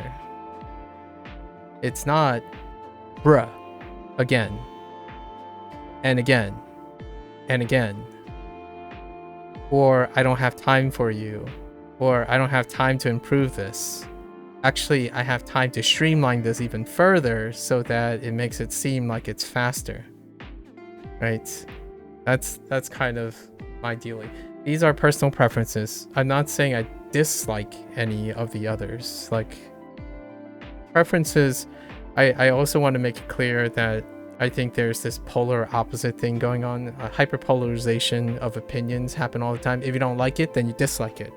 No, it's more in reality, you have a preference, you like things, but that doesn't mean you're not interested in a lot of things, right? Oftentimes when people say, oh, I listen to everything, it's like, well, you can like things and prefer things and still listen to everything. So there's a very common like a vernacular that I don't empathize with very often, so I need to clarify. I named a few people, but I can only name these people because I've watched many people. It's different from saying I like these people and they're the only ones, or people like these are the only things I listen to. That's confirmation bias. That's something that leads to people saying only this product works. Nothing else works. It's like, well, did you try anything else works? Well, I was told the other things don't work. That's why I tried this product. That's confirmation bias. And for people, I'm already out the door most of the time for people. So when you're saying, oh, these are the best people I've ever met, it's like, so how many people have you met? Like, well, you know, I like these and I stuck with these. It's like, okay, so you haven't met a lot of people. Then thank you. Like, that's very informative because there's no perspective on it. So for me, I want to make it clear that I named these people. They're people I prefer for now and currently, or things that left an impression. However, they change over time. Like, I didn't name the 20 or 30 people who I was studying on and off about early Justin TV and Twitch days that aren't here anymore. Like, half of them are no longer here. Actually, a few, like 15 of them, they were canceled due to like poor decision making and stuff that was not made like transparent and stuff. You can imagine all the controversy and whatnot. So that's kind of how life rolls. So for now, though, I think easily the most consistent people that I watch a lot of things to, like, if they come up, obviously I have far more time to occupy with not just their content. It's probably Hank Green and John Green. I almost feel like they're doing even more than they have ever done, and that's absurd to say, considering maybe not so for John, but Hank is always doing so much. It's outrageous. It's very different from the perspective of chasing one's dreams But that's incredibly admirable. Like I like that idea. Like, I don't know, people like MKBHD, like Marquez Brownlee and so they chase their dreams and whatnot. That's sweet. But even on top of that, Hank has worldly values. And he's chasing a lot of things too, but he has worldly context. John writes books with worldly context, despite how they don't actually, despite having their rough relationship with concerning themselves with the world, like having compulsive concerns with the world. And I kind of empathize with that. Although I'm a lot more cowardly, in my opinion, like earnestly, a lot more cowardly on paper than them, because if I have such worldly perspective, why don't I chase them and make them happen? I don't have to. Meanwhile, Hank and John, I would say they don't have to either, but they choose to do so. Right? Especially for people who have those concerns. I think having to battle yourself while doing something that constantly brings that battle up every day is very, very heartwarming. You can't see that, in my opinion, in the smiles they have every day. You can't see that in the properly written essays and writing and stuff. You can occasionally see it when they talk about pieces of vulnerability every once in a while, maybe like for 10 minutes a week, but it is often not felt parasocially because that vicariousness is void of all the other things they juggle. But I'm not saying that there aren't empathetic people out there who really care about them and stuff. It's a difference between saying, oh, I know exactly how you feel. I feel this way when I'm thinking about this. Well, no, it's not the same. It's not the same, but it's beautiful. It's kindness, generosity. But I think when you truly understand something, you'll know. But it's so hard to communicate that. And I think there are people out there that I'm like, you don't even have to say anything. That's the, and I think those guys got it. I'm not sure if you found anyone like that, Curdle. I think for me, when it comes to a potentially useful parasocial relationship that can guide or inspire one to do things, is to exercise such a level of self-awareness, maybe perhaps in your 30s or going into your 30s, and finding someone through active search, like active exploration. You can find someone that does that, who might be ahead of you or took on a entirely different path in life, and that is very inspiring. I think going back to the original question about inspiration comes from the person, and the internet was gracious enough to eventually coerce me into convincing me that I can use and be inspired by other people parasocially, right? Because there's no way Hank Green and John Green know I exist, but parasocially I understand myself really, really well, sufficient enough to know that if I undertake something, I could use them as models or ideas. This is not the same as looking at someone else's like favorite influencer and thinking, yeah, no, I can't resonate with that. But it's a great idea, but I can't resonate with that. Yeah, the ones that's taking you to CrossFit, she likes to take me out of stuff I wanted to be. I am where I need to be now. You want it to be her still, but at the same time, no, you aren't understanding, so it hurts. Fair enough. I think you'll get it. I hope you find someone, right? Like, or find something, some idea. It keeps people moving. I think there aren't enough choices, honestly, for a lot of people. So when that one or two tethers, like one or two supports, or frame of mind when they are lost or when they drift. It's tough to get back on the wagon of inspiration and creativity and maybe like complete commitment to something. I commit to a lot of things, and I'm gonna echo something like Hank would say. I commit to them until something more interesting comes along. That doesn't mean I'm any less committed to the other thing, but I become more committed to something else. And oftentimes it deals with people. Talking to you and stuff out has helped. Okay. I'm happy to hear that. It's definitely extra points, right? And you're back on track and you feel your aura different, if that makes sense. Fair enough. Your aura. Sorry. I'm thinking of Gen Z lingo. Your aura. Alright. Well, thanks for the question. It's always an excellent opportunity to elaborate on things.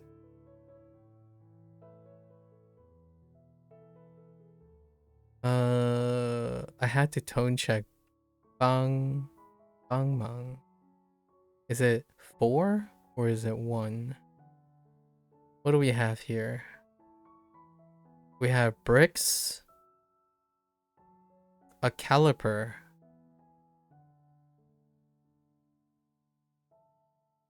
towels, white.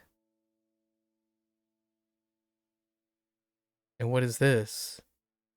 Bart Simpson is in front of the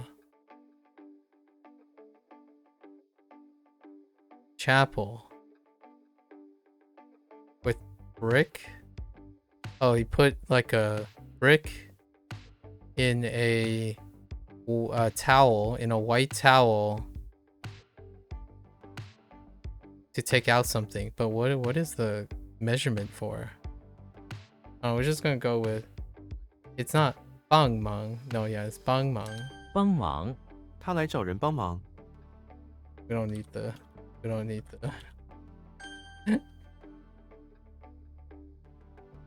it'll be fine.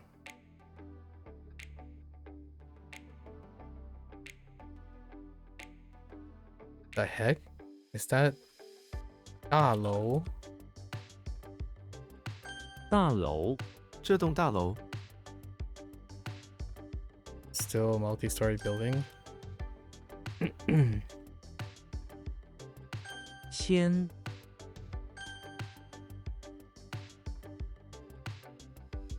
这边这边，到这边来，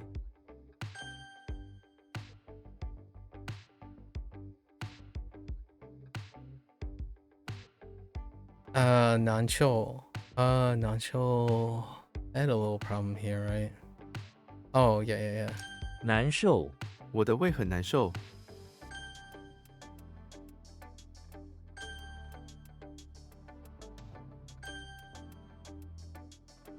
热，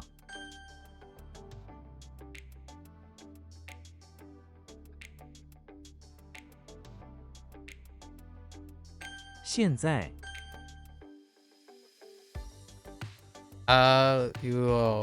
Wait, hold. What are you? We have a dress and a beanstalk. Oh, yeah.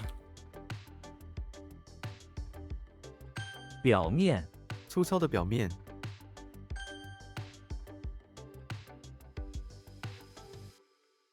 算，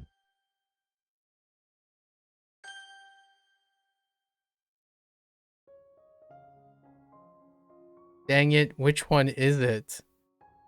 Is it D?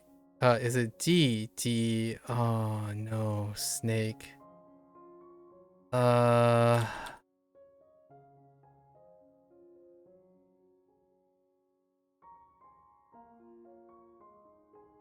挤， I knew that.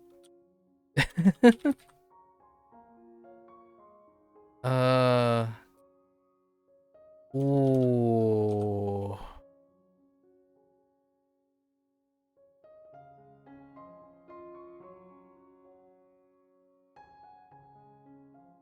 两边，两边都有道理。 Oops, I've got the S. 参， It's a tend to. Not only participate. That's a incomplete definition. Or incomplete synonyms. And partake. No, participate is fine. I won't end up using partake. But that's an incomplete thing. Happens all the time. 公平，生活是不公平的。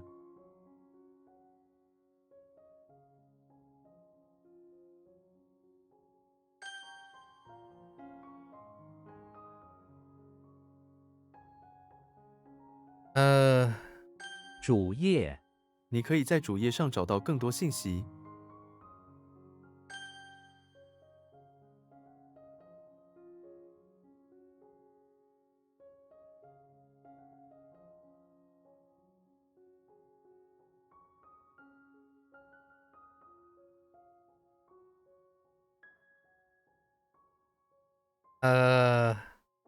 到席. Oh, that's why that it's ke. No, it's lisi. Oh, I did that. That's the second time I've done that. I should think about it more. Jeez. 可能，这件事可能是真的。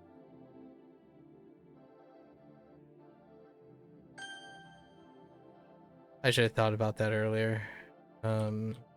That's fine.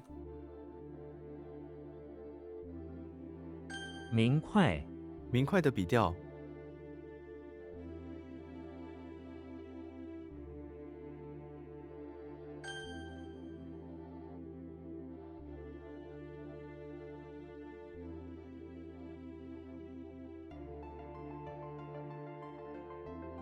找钱，他们给你找钱了吗？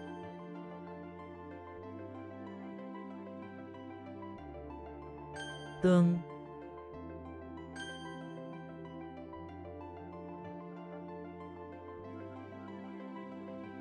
利息，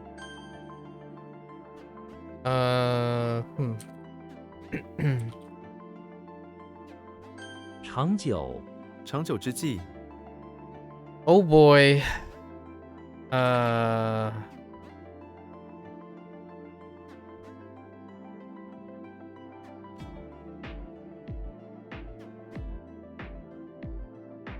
It's long ago.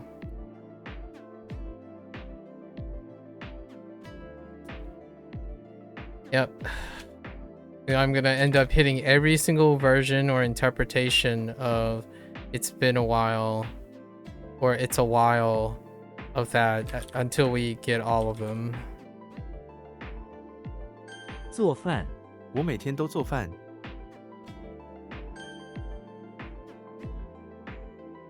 下，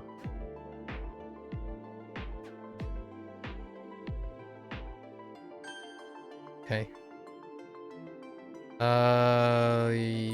Yes.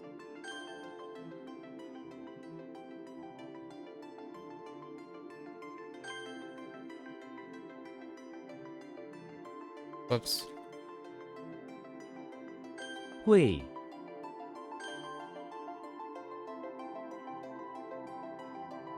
Okay, hold. Bookshelves everywhere, right? Bookshelves everywhere. Squishy, squishy. Bookshelves everywhere. On electricity. 且， I must have misspelled something. Oh, it might have been one word.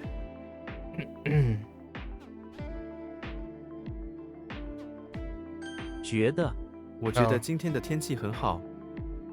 Since when did this is silent? Help me on silencing this. Your senses silently and consciously obtain sensations that determine how you feel.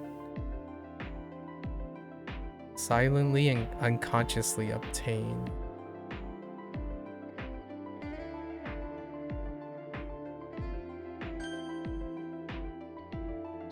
Oh no. This is Battle Axe.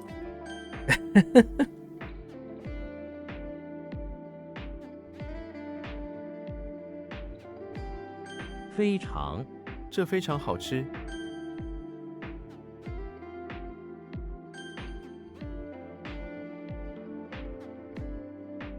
What do I look for in a partner? That's a good question. I think I tried a couple times. I know what I'm looking for in a partner. I need to, this is going to be more of a meta question. I'm looking for a partner that knows what they want.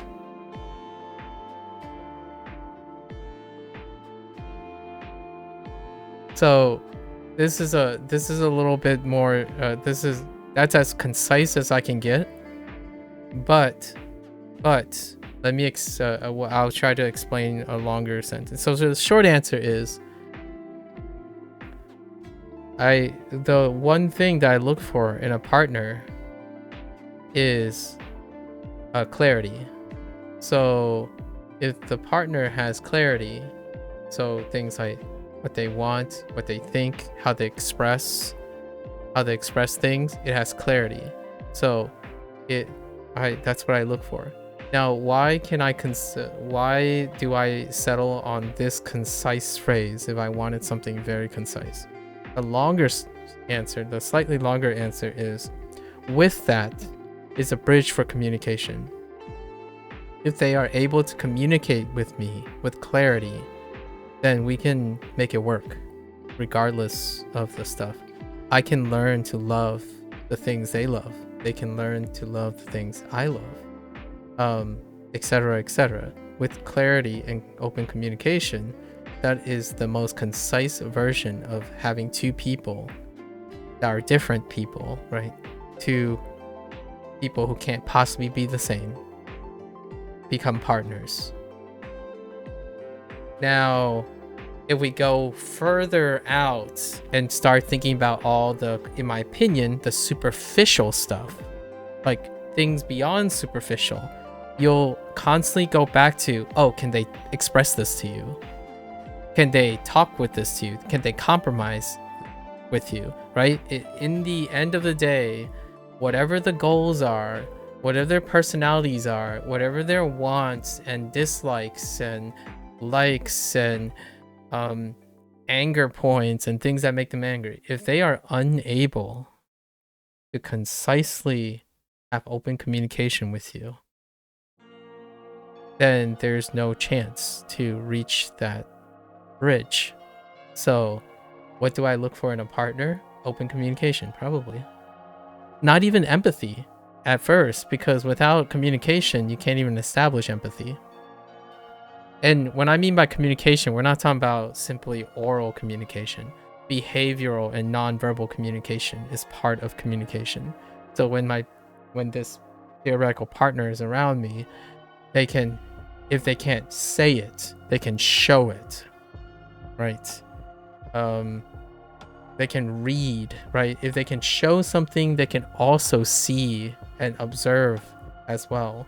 So open communication is an exchange of information between two people. So if I had to narrow it down to the hottest of hot takes, is I want a partner that is able to communicate with me. That's it.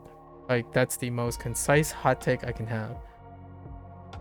The moment I meet someone who has no problems communicating with me in any way, then that's it. That's the person I would want to spend my entire life with, because anything that comes what may, we can be able to communicate and express to each other, irregardless, like just regardless of whatever comes after. Like, oh, you like Pokemon? If you can express to me adequately why you like Pokemon, I'm on board. Like, that's it. Or if they express it so well, I know exactly that I won't like it, I can communicate back, because we are partners. We are partners that have open communication. So you throw any of your adjective, your intellectual pursuits and even disease and how you deal with bills and money, it comes down to, that's a person, you're a person. If that foundation isn't even there, you can't be partners. It's very difficult to be partners. but it doesn't have to be ideal. So there are things, then you start adding. So the question is, I'm looking for this in a partner, but the question is, how many potential partners are out there that I'm okay with? Well, you start stacking the list. What are the things you can't talk about? What are the things that are hard to talk about? You start stacking the deck. And I ask, anytime I approach or my parents approach me with a potential partner, like someone they think I might be compatible with, the first talk is, okay, let's see how far we can talk about things or express things. Because if it's not enough for that partner, relationship ends. If it's not for me, relationship ends. But there are some extra perks on top of the concise partner requirement, and that is that partner has either an equal threshold to me or a higher threshold, and they are willing to come down, and they are willing to cater to my lower threshold. But generally speaking, over these years, prospective partners are typically younger, like not that much younger, but they tend to be less tolerant than I am, largely because I'm a 60-year-old in a 30-year-old body, so to speak. So there's that stack of things I can't talk about or very hard to talk about. They're all they're all on there, like they're not off limits, but the other person has off limit topics. So at some point, when that off limit topic stacks so much, when that off topic portion stacks so much, they're the ones that are gonna tell me it's not going to work. And I'm like, okay, that makes sense. I hope you know that we can still be friends, right? Because there's just too many things I cannot provide for you that you are unable to reciprocate, right? Like, you can ask me things, but if you don't want to hear those things, then we don't have a form of open communication. So how much of that will stack up until one of us quits? And so far, statistically, I was the one that did not quit first. That's not to say there were things that, like, for example, what's hard to communicate? My compulsions. That's kind of hard to communicate. Where, like, I tried to explain why I would, instead of celebrating my birthday, I'm going to help my best friend out with something who also happens to be female. And then at the expense of, say, the other person saying, well, they wanted to surprise me by celebrating my birthday. But because of the nature, the nature of surprises, I would not be aware of this thing. So then they'd be upset about it, right? And that's not cool. And I've already communicated this, but it's something that it's non-negotiable for them. They're like, you should always leave time for me. I'm like, well, I do, until I don't, right? We can do it another time. Birthdays are beautiful. We can spend every other day, right? So those are the things where I would communicate a specific thing, and the nice thing is you get right out of the way. You understand what doesn't work and what does work. So in the end of the day, it's still looking for a partner with open communication. And how many of that list of things you don't like and like each other becomes clearer. There's transparency. So it still comes down to having a partner that's able to express that. Like, oh, this is not okay. Like, well, I'm glad you told me. Can we talk about negotiating this or thinking about situations? And then we'll tackle new situations as they come along, right? Largely, I think that is that list that you're stacking up. Whatever breaks the camel's back is when the separation happens. Some people do the passive aggressive dealy and drift apart, and then use periods of passion to bring them back together, that's perfectly acceptable. There are people who keep this up for their entire life. They do the well, we'll trade. Today is my day, and tomorrow's your day, that kind of thing. So there are many other ways relationships work, obviously. But for me, when my partner wants to do something and they explain why they want to do it, absolutely, go right ahead. If it involves me, that's fine. If it doesn't involve me, that's fine, because I know it's so comforting to know that whatever anything happens, you can talk to your partner. That it all boils down to that. Yep. A longer story with some sentimentality placed in there. I'm sure most people, like, after a while, you probably have anticipated I was going to say something about communication, because communication is basically my broken record. Like, I focus on communication most of the time. You can't read minds. Gosh darn it. Some loving couples maybe were so coincidentally blessed that they are telepathic. They might as well be joined at the hips, and that's really sweet. It's wholesome. It's incredibly beautiful. It's also incredibly lucky, right? Because there's a lot of self-selection that you can do on the internet to try to land on that, where you don't have to work hard to make a relationship work. But it doesn't matter to me. If my partner wants to work hard, I will work hard, just as hard, if not harder. It would be a competition of working, trying to make a relationship work, because we have open communication. So we don't have to like anything alike. Intellectually, it's irrelevant. You like Taylor Swift? I can get behind that. Explain to me why I should like Taylor Swift, or hearing why my partner likes Taylor Swift, then I can like Taylor Swift and try to appreciate it the way my partner does. If your partner is unable to explain that stuff, you have nothing to attach to. Like, can't I just have my thing? That's a good point. If you want this to be your thing, I'll let it be your thing. Right? Communication. So many ways to wrap around communication. 60 years of experience, but I forget it. It's all good. Excellent question.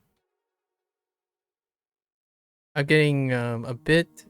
I have some. I've like started working on some hot takes, I suppose, to get the short answers out first. Okay. Think. Oh yeah, this is thoughts. 思想.思想 I'm not 他的思想境界 entirely 比我高， I'm not entirely inexperienced for early stages of trying to establish companionship. So that I have done a couple times.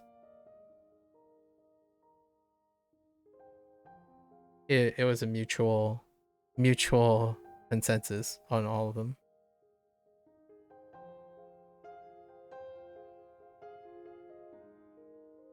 Yes. Oh.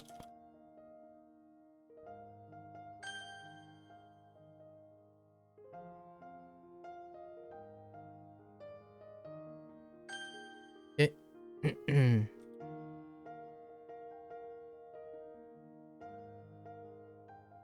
多久？我们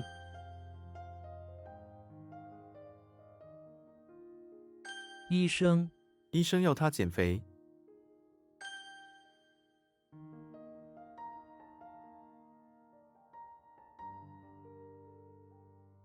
帮 Sorry, I'm like smirking because I think one of the things that maybe a lot of people would sort of expect would be maybe like immediately something about like appearances or general interests or some sort of personality quirk or like something very oddly specific. But yeah, not much on that list. With every one of those details, I would be able to argue myself for not requiring those details. So things like, oh yeah, I hope my partner is always happy. Like, no, one must also be able to be sad, because without being sad, you wouldn't be able to communicate about it. And what happens when one becomes sad? That kind of thing. So oftentimes whenever you make a decision about this ideal next person, I keep stepping back to what makes everything work between human beings, right? And the best thing we can ever do between human beings is work on how we express ideas to each other. Because we can't live in each other's heads. We can try very, very hard to live in each other's heads. Honestly, though, doing that often portrays idealism. And idealism is a desire that love and understanding comes from serendipity and chance. And I don't leave human interactions and relationships and problems to chance. I stack the deck. I don't care if you're imperfect or you have so many things that you disagree with me. Where there's a will, discipline, and communication, we can make it work. So now it's more about who comes first. And that I'm okay with. I take life without regrets. So whatever comes first, comes first. It's kind of like people asking me, oh, like, would you care to summarize your language learning journey up to this point? And if you were to do it again, what would you do differently? It's like, I wouldn't. We wouldn't be having this discussion if I did. Right? Whatever comes first. Things work. I make things work. Discipline, problem solving, critical thinking. You make a decision, you do it, you make it work. So that's probably the tangential second quality of a partner, because I can always trust a partner that has a mentality that can reflect that. Like, oh, our house burned down and I found out that I'm a Patriots fan and you're a Cowboys fan. It's like, we can make it work. That's the end, right? It's like, we can make it work. Having a partner that's constantly like, we can make it work. But that's the beginning. That's the beginning of things. I can make things work even if my partner doesn't need for it to work. Honestly, this might sound a little bit narcissistic, but I don't mind going through serial monogamy where I help a series of people where they're dependent on me, but they just like being around. Like, I don't mind that idea at all. If I need to acquire the resources to, you know, be in a relationship with someone long enough until they can discard me for something else, that's fine. It gives me my life a lot of purpose. I like being useful. So provided that I'm able to make it work, you know, grab the resources and all that, I would do it. I would definitely do it.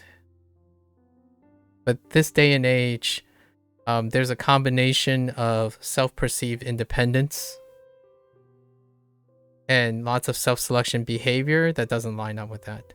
So people who are like heavily dependent or seeking help are seeking help in ways that, in my opinion, may not be the most ideal place to look for help.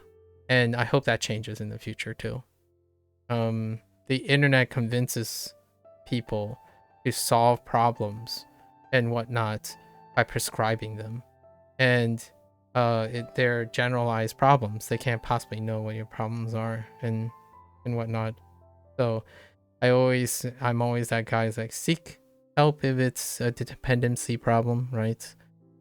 Not an influencer who has a parasocial relationship that you have a parasocial relationship with, that kind of thing.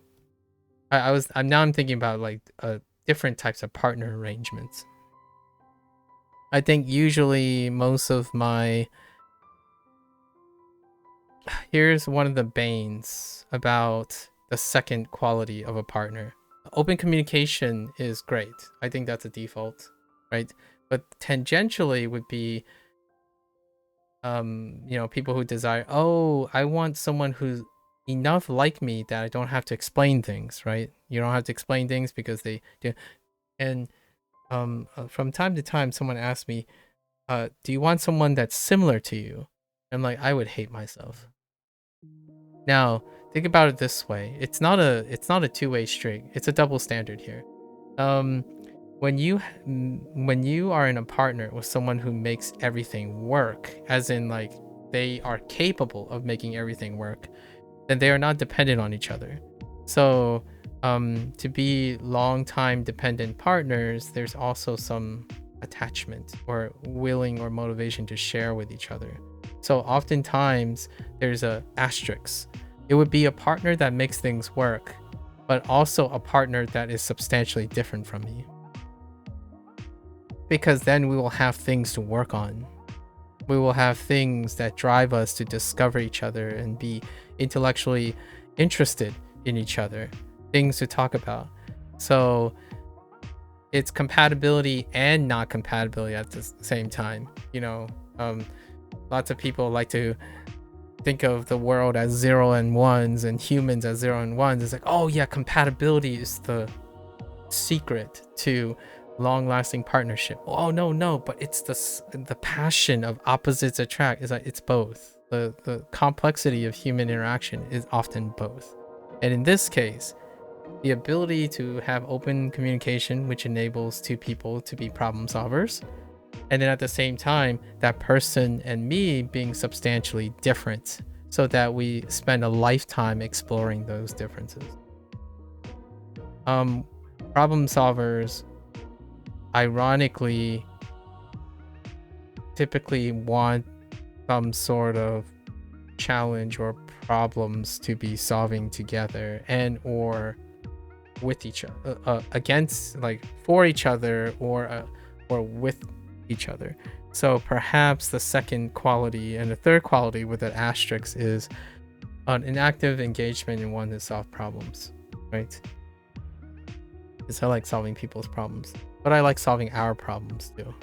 So I had a thing to work on, like, oh yeah, you want to be, you want to start a relationship, a long-term relationship. Let's start with all the problems that we have. Let's work on those. I think that's a great place to start and become stronger together. Let's go. Let's put it on the table. Things that don't quite work out right now, because anything else we'll discover naturally along the way. Let's put out in front things that we can work on right now. Because if you and I are fundamentally similar people in that sense of problem solving and making things work, then nothing else can stop us if we are looking already at our problems to be solved. So every day and day in out, that's our motivation. We make the relationship better and better every day, much like we make ourselves better and better. So when you keep working on the relationship, you're focusing on bettering yourself. And oftentimes, other types of relationships, the relationships that are based on similarity and or low conflict relationships, lucky relationships, the first set of conflicts that come along that does the same thing is having children. The moment you have your first child and your second child, you start a family, then you start the conflict resolution thing, right? And that it's a beautiful, stressful time in couples, but it makes them so much stronger if they survive it. And that's because once a child comes along, now both parents immediately think, okay, we have a lot of problems we have to work on right now. I have a lot of things that are not appropriate for this child. How do I get ready? The father will start, like, I don't know, exercising or doing things and making micro adjustments. I want to do that from day one with my foreseeable partner, because then regardless if we decide to raise a family or not, we're already prepared as problem solvers. Like, I am and I have to clearly say this, prepared to solve problems, not prepared to predict the future. So it's very different from being confident that come what may, you can make it work, and that type of confidence, versus, oh, I'm confident what the future holds. Like, you know, there are people who like study really hard and try to read up on every possible trend they can before a child comes along, and that knowledge, right, happens, and that can be useful. It can be very useful. But there's a different type of confidence that comes with security. And it's the idea that, oh, we solved a lot of problems over our life. We've solved a lot of problems in our relationship. So we'll be ready to solve whatever comes with having a child, as opposed to trying to predict the child, right? Like trying to predict a human being. Like, oh, my partner, okay, so what is my ideal partner? And they need to be smart. They need to have good finances because they need to know how to make money. I want them to be independent. So what that screams to me is a list of things you can't make work, right? And that's perfectly fine. It limits the number of potential combination of partners you may have. However, you can still, I like to believe you can still find those. Like, find the match, right? You're playing matchmaking. So when I think about what I can't make work from my perspective, and this is going to sound like a bit arrogant and maybe a little bit inexperienced, is the idea is I'm asking myself, instead of saying what my ideal partner is, what I look for is what I can't make work. And that's when someone is unable to have the skills to talk to me. That is the deal breaker, right? We call them deal breakers, but most people think of deal breakers, but when they look for potential partners, they look for non-deal breakers. They look for ideal things. So they become greedy, in my opinion, which is very appropriate if you're swinging for the fences, right? You want an ideal partner? Nice. My ideal partner is honestly, being a non-ideal partner is probably far more intellectually stimulating than I can ever think. And here's even a crazier thing that I'm going to say. It doesn't have to work out. What do I look in a partner? It doesn't have to be my soulmate. It doesn't have to be a partner for life. People come and go. People live multiple periods of their life. Chapters end, chapters begin again. So, not even that criteria. Which some people, you might ask, would probably say, yeah, I'm looking for a partner for life, long term. Or on the other end of the spectrum, fling. It's irrelevant to me. I make it work. I'm taking like some very common responses, and I'm reflecting upon them. How I've heard over the years, right? When people talk about their prospective relationships and what they're looking for, it's very important to understand. Those are important questions that you're like, that type of question, that's a very important question. And how you answer them is incredibly telling to someone's problems a lot of times. When you listen to them like, I don't know why I'm always lonely, right? I always feel lonely. Or like, I don't know why I'm with someone, with a best friend, and I still feel alone. That kind of situation. And when you ask them to like hypothesize or present what type of partner they're looking for, it's very informative. Keeping like a broad questioning available. Kind of a strategy I kind of use from time to time to get to know someone, right?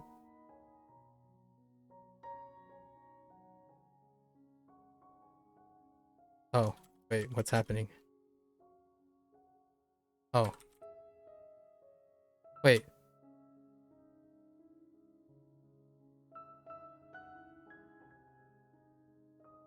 Oh, meaning. Oh, meaning.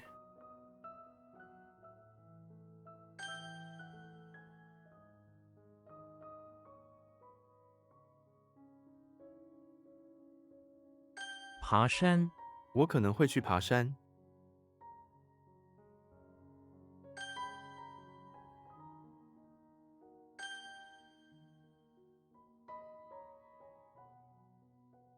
The heck is water hand? Oh.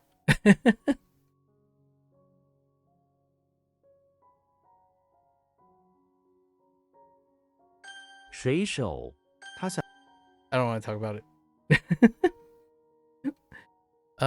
Snake skin, right? “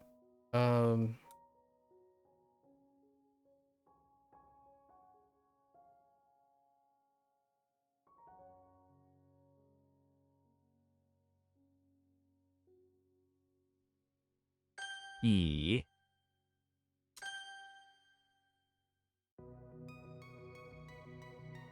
天气，今天天气不错。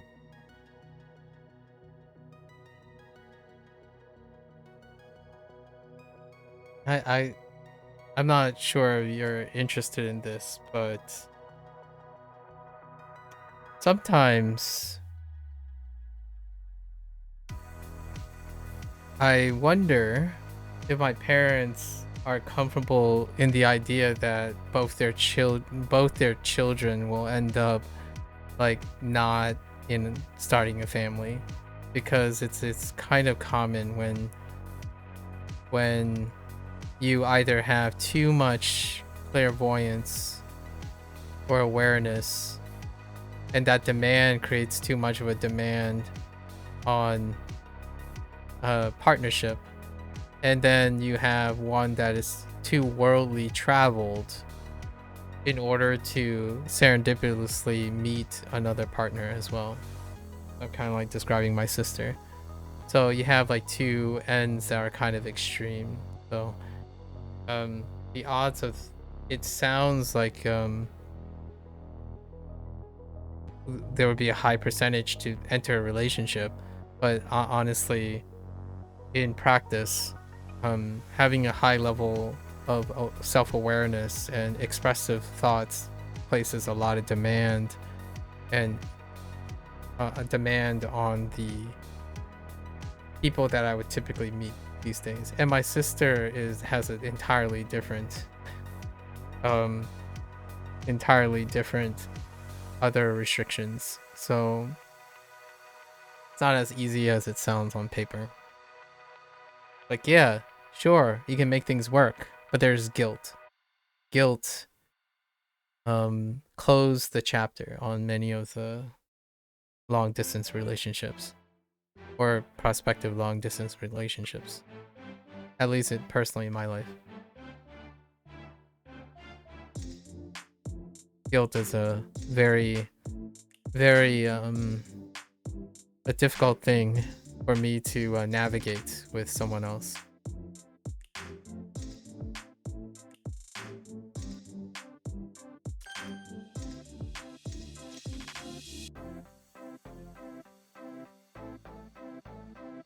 It's outside. Yucky, yeah. 穿，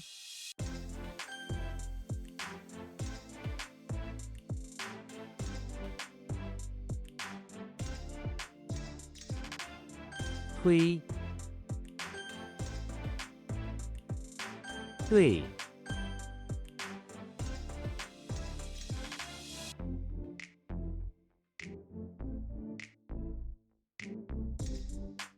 目力，他的目力非常好。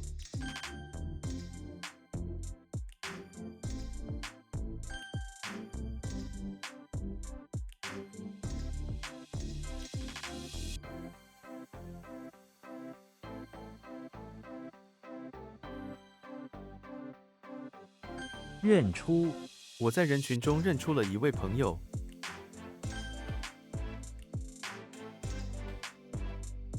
Oh no, is this a stick or a rod? I think it's a rod, right? Okay, did I add stick to this? No. Might as well add the stick.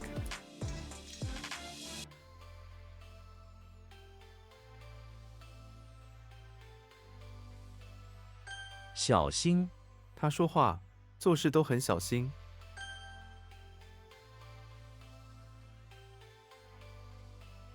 That was a little weird. I bet. 香，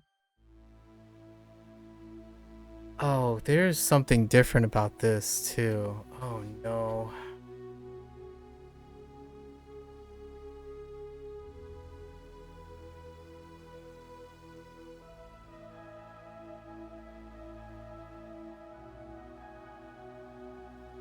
It's not. Come on. Fine. We're plugging up the holes. It's fine.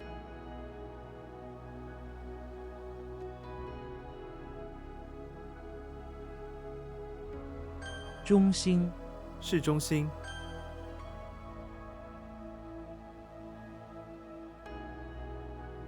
，Yeah.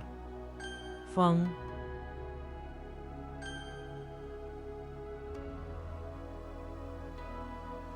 爷爷，我爷爷已经90岁了。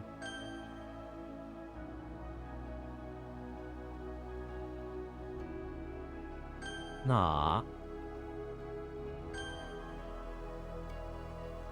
背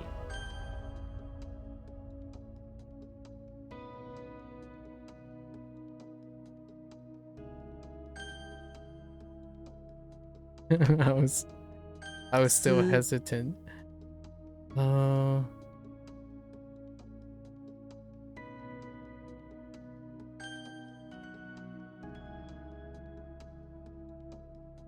回家，不要回家。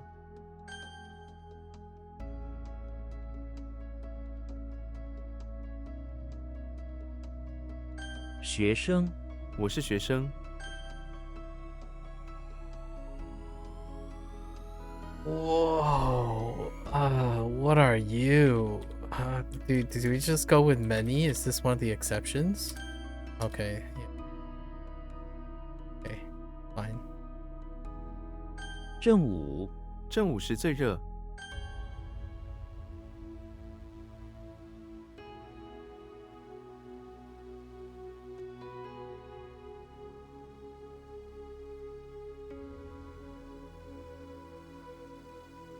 欢迎，欢迎订购。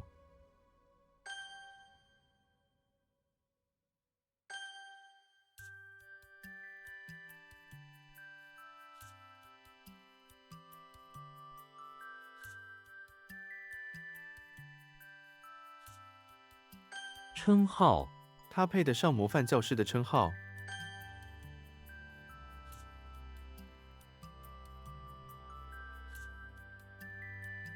送行，我们在出口等着为他们送行。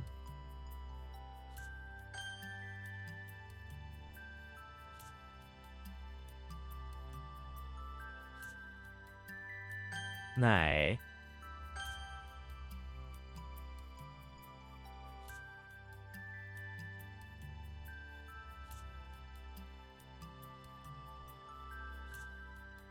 名称，请填写你的名称。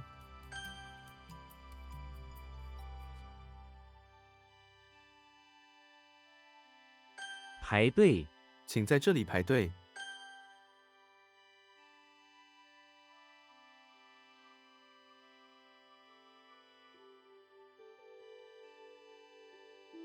打工，他每天去餐厅打工。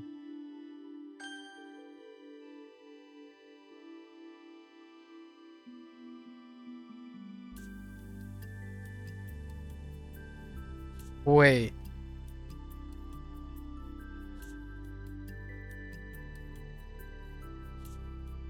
No.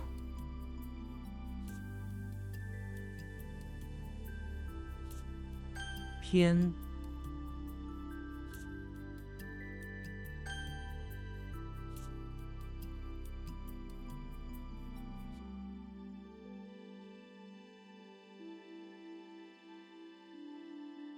句点，加上句点，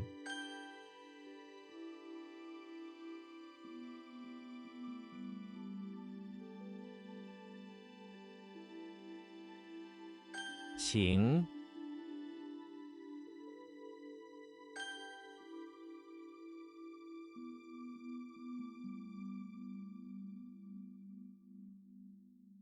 ，Oh.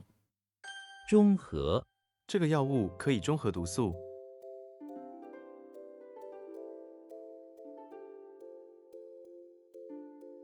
这个药物可以中和。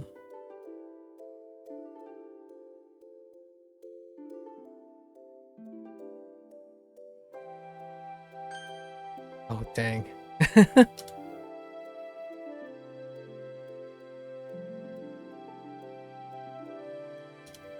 Ah!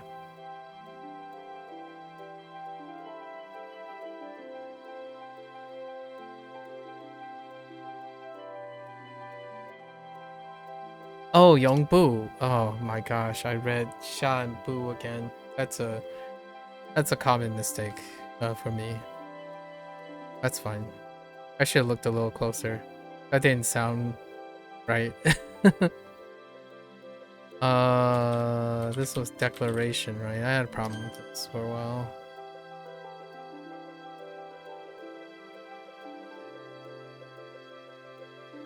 眼睛，我的眼睛不太好。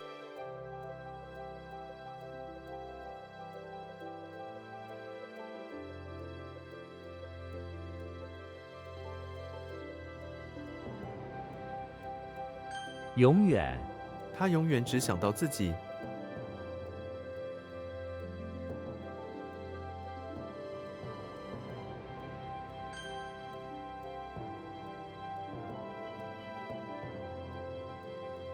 I got bit today by this.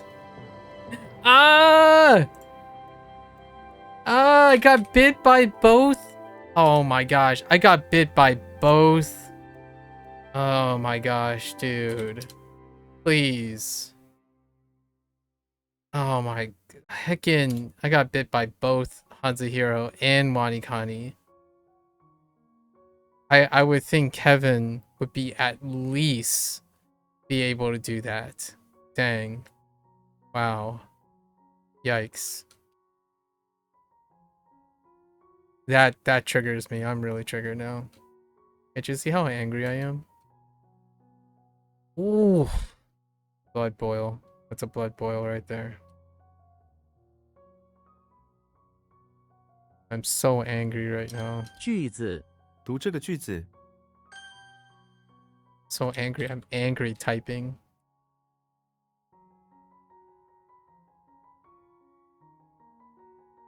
球队，我们球队又败了。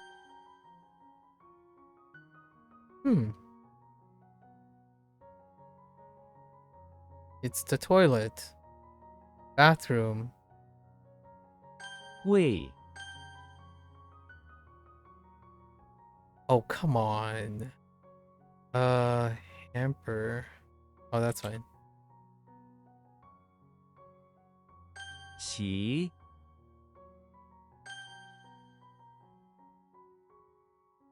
稳，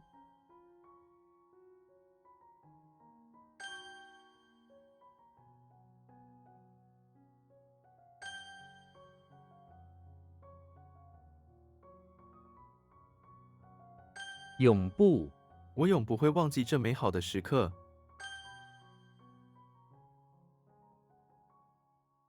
You Electric sheep.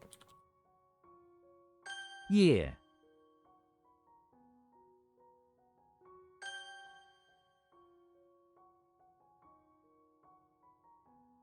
一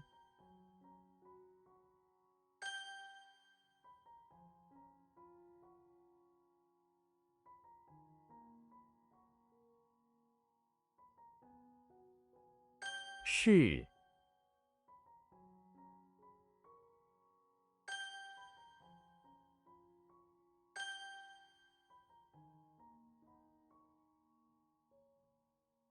教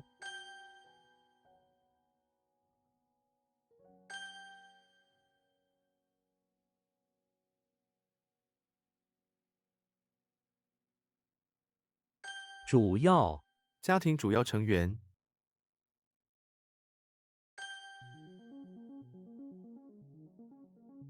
套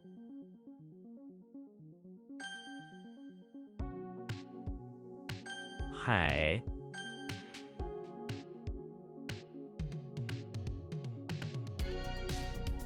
Cannon.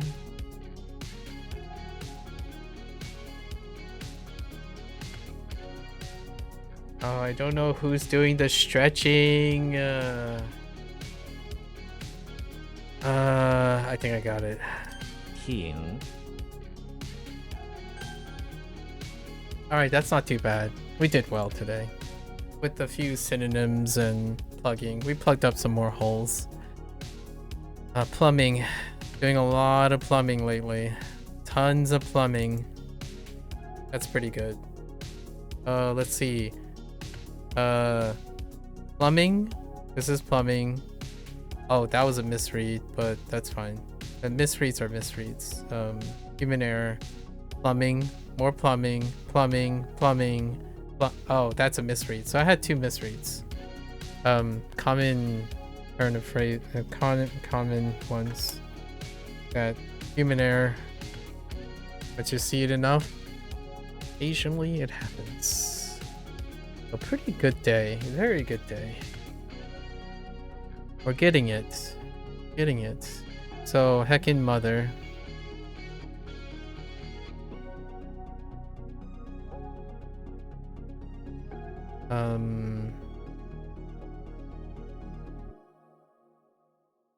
Drawing.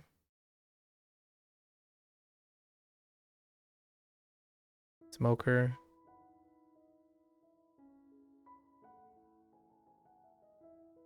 Chariot. Oh, these are some tough ones.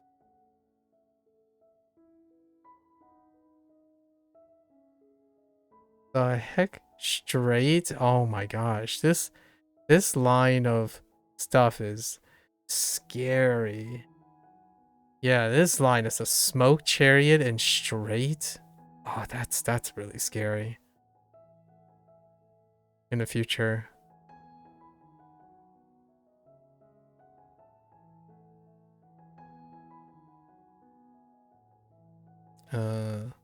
Oh, right? We'll check him once we get back around. Hua. Dan. Jiang.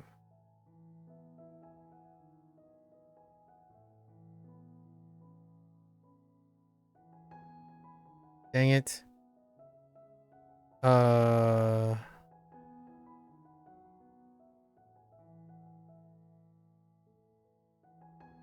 Yeah.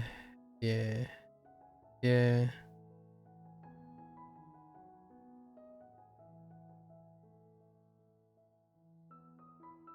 Hong.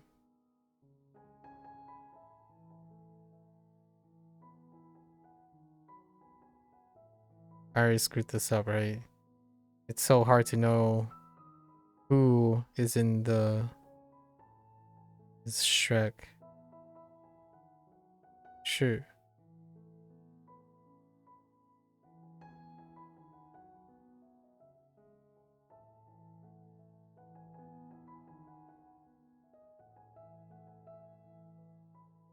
Yin. Yin.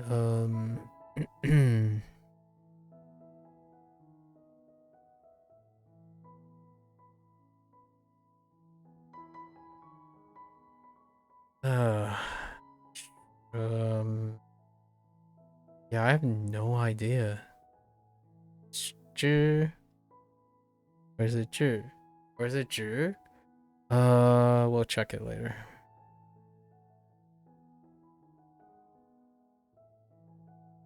Dang it. Dang it. Yongbu. Yongbu. Okay. What is this conjoined twins plus? Wait.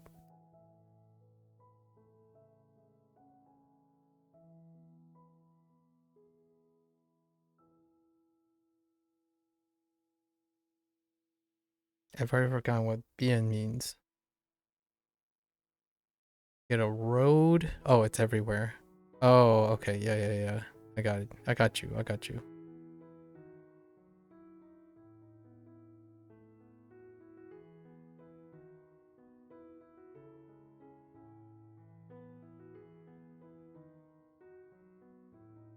Cool. Bian.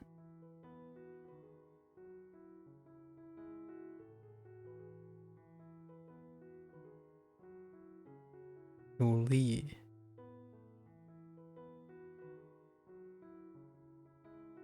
遍地。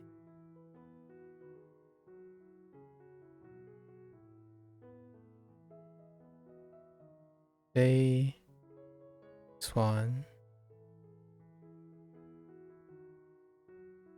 叶份。边份。Okay, those are fine. I think there are a few. I think 知 is not quite right. I think it might be 知. So let's cover these first. One at a time. So this is Dumbledore doing something in the bathroom of the house. Oh, he's trying to convert a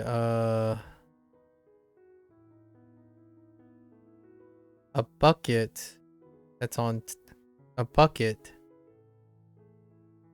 top of a folding stool into a shack. And he had to turn the bucket a little bit to the side, a few degrees to the side, in order to make the spell work. Okay. Then we have Master Chef. Right. Master Chef outside of the pawn shop. Being approached by a woman who wants to return a dollhouse.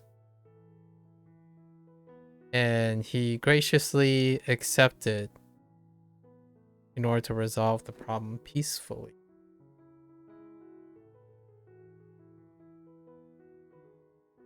Now we have the Hulk, who is in the bathroom of the auditorium, where he was missing a tie, so he made a drawing of a tie. Then water got all over his drawing. Womp womp. Okay. Then we have Dracula, who's okay, in the bathroom of the pawn shop, and and once again Slender Man is up to his no good and trapping him in the bathroom.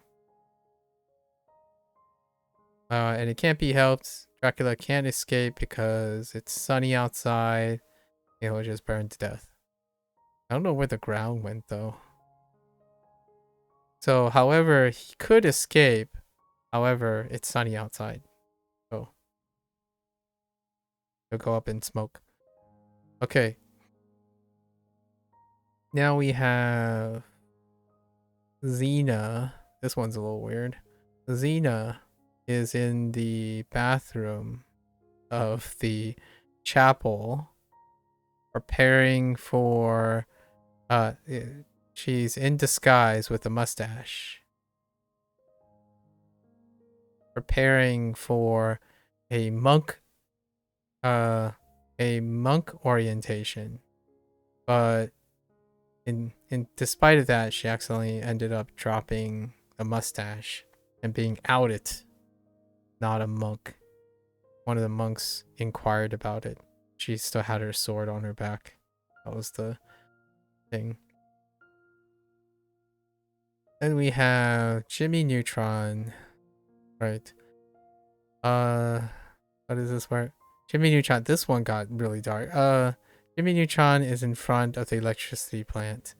And he's in charge. He's in charge of welcoming people, right? So this lady, there was a lady that approached with a guard, and he went out to shake her hand, but then then the guard cut one of his fingers. Right. Just wanted to welcome her, that's all. What a butthead. Alright, now we have Tarzan outside temple. Using a smoker to communicate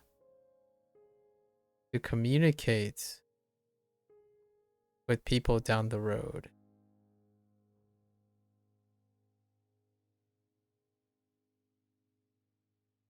That it's boring at the temple, whatnot. Okay, so Shrek is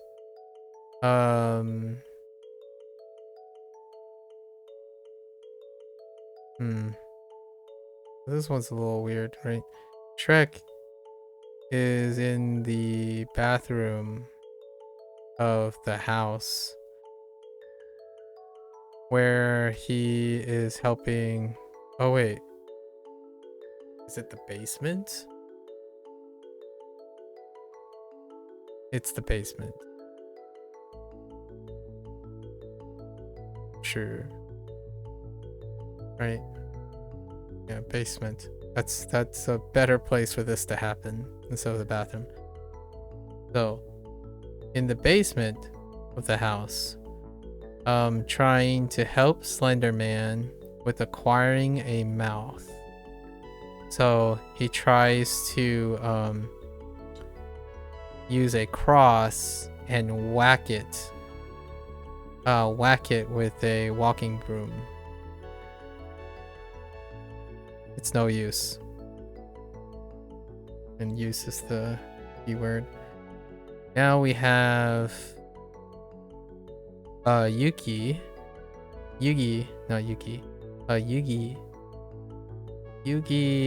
in the bathroom of the infirmary. This one's a little weird too. Where he has a lot of things prepared, but he can't carry it all. So he decided to summon, using cards, a chariot. And the chariot loaded the chariot and he busts through a wall carrying Yugi and his stuff down the road. Right. And then this one's the one that I'm unsure about. And this was a carryover from yesterday because I screwed up. Okay. So James Bond, and the location is not sure about the location. So straight.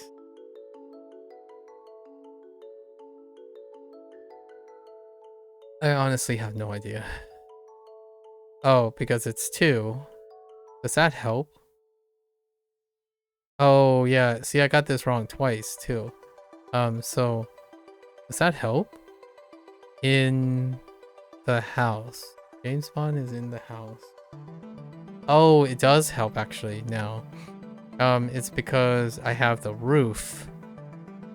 So this doesn't help at all. There's no characters, but I have to think about roof connecting the living room and the basement. Because we're in the living room. That's where the 2 comes from. And it's a rope. That's straight from the ceiling to... Right. That might be a tough one. Okay, and then today was awesome. This was a good day. This is being pedantic. It's one another, but another is still one another. Because when I'm thinking of another, it's like there's another of the same quality. I've added so many other things, like another one in a different way, similar, again, resembling. There's so many ways to. Fine. Just use another. Like and another, right? One more. Let's get the other thing out of the way. I can't believe I got double whammied by both HanziHero and Wanikani for being complacent. We're not using alternatives for mother on the same day as well. That's so crazy. What a coincidence. I typically only write mother, actually. I don't write mama. Mama and ma is because of HanziHero. I got double whammied because I generally exclusively write mother and father and say mother and father. How do I screw this up? Oh, jerk reflex.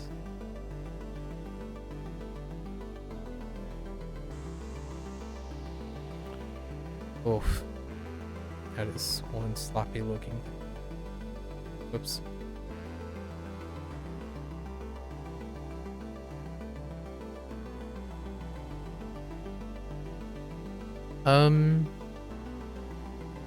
Right.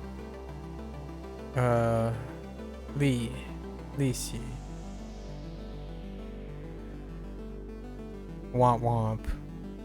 I'll mark that as the most likely.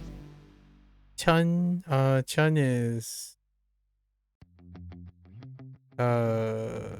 it's synonym issue. Actually, I don't think I ever written Chung. I think it's this way. This is how we're gonna do.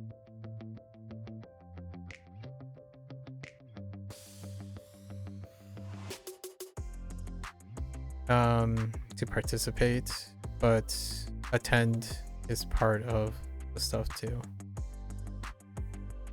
So non-issue, hopefully, unless I feel like I'm gonna pivot to other things too.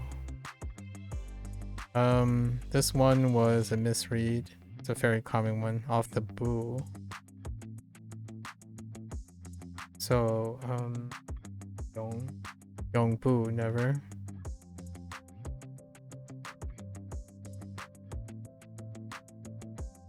We'll mark that. And this is non-issue. It's synonyms. We're so backed up on these eventually. This one was what, long-lasting as opposed to long-term. Okay, not bad. Good day, good day. And a digression on communication again. Me, broken record. Okay, folks, that's a wrap for HanziHero today, and for our traditional Chinese lesson session. If you're gonna watch this later, 谢谢. Right? Hope you found that little digression interesting. Starting to get my bearings on creating some hot takes and some explainers. Mixing it up on how to answer questions. Always appreciate it. Obviously, Always welcome the occasional question or your personal hot takes and shares in the future. Always welcome to follow along as well, right? So until next time, 下次见, right? 下次再聊吧. And I'm gonna get up, take a quick bathroom break, stretch a little bit, and I'll be back for Spanish. Thank you.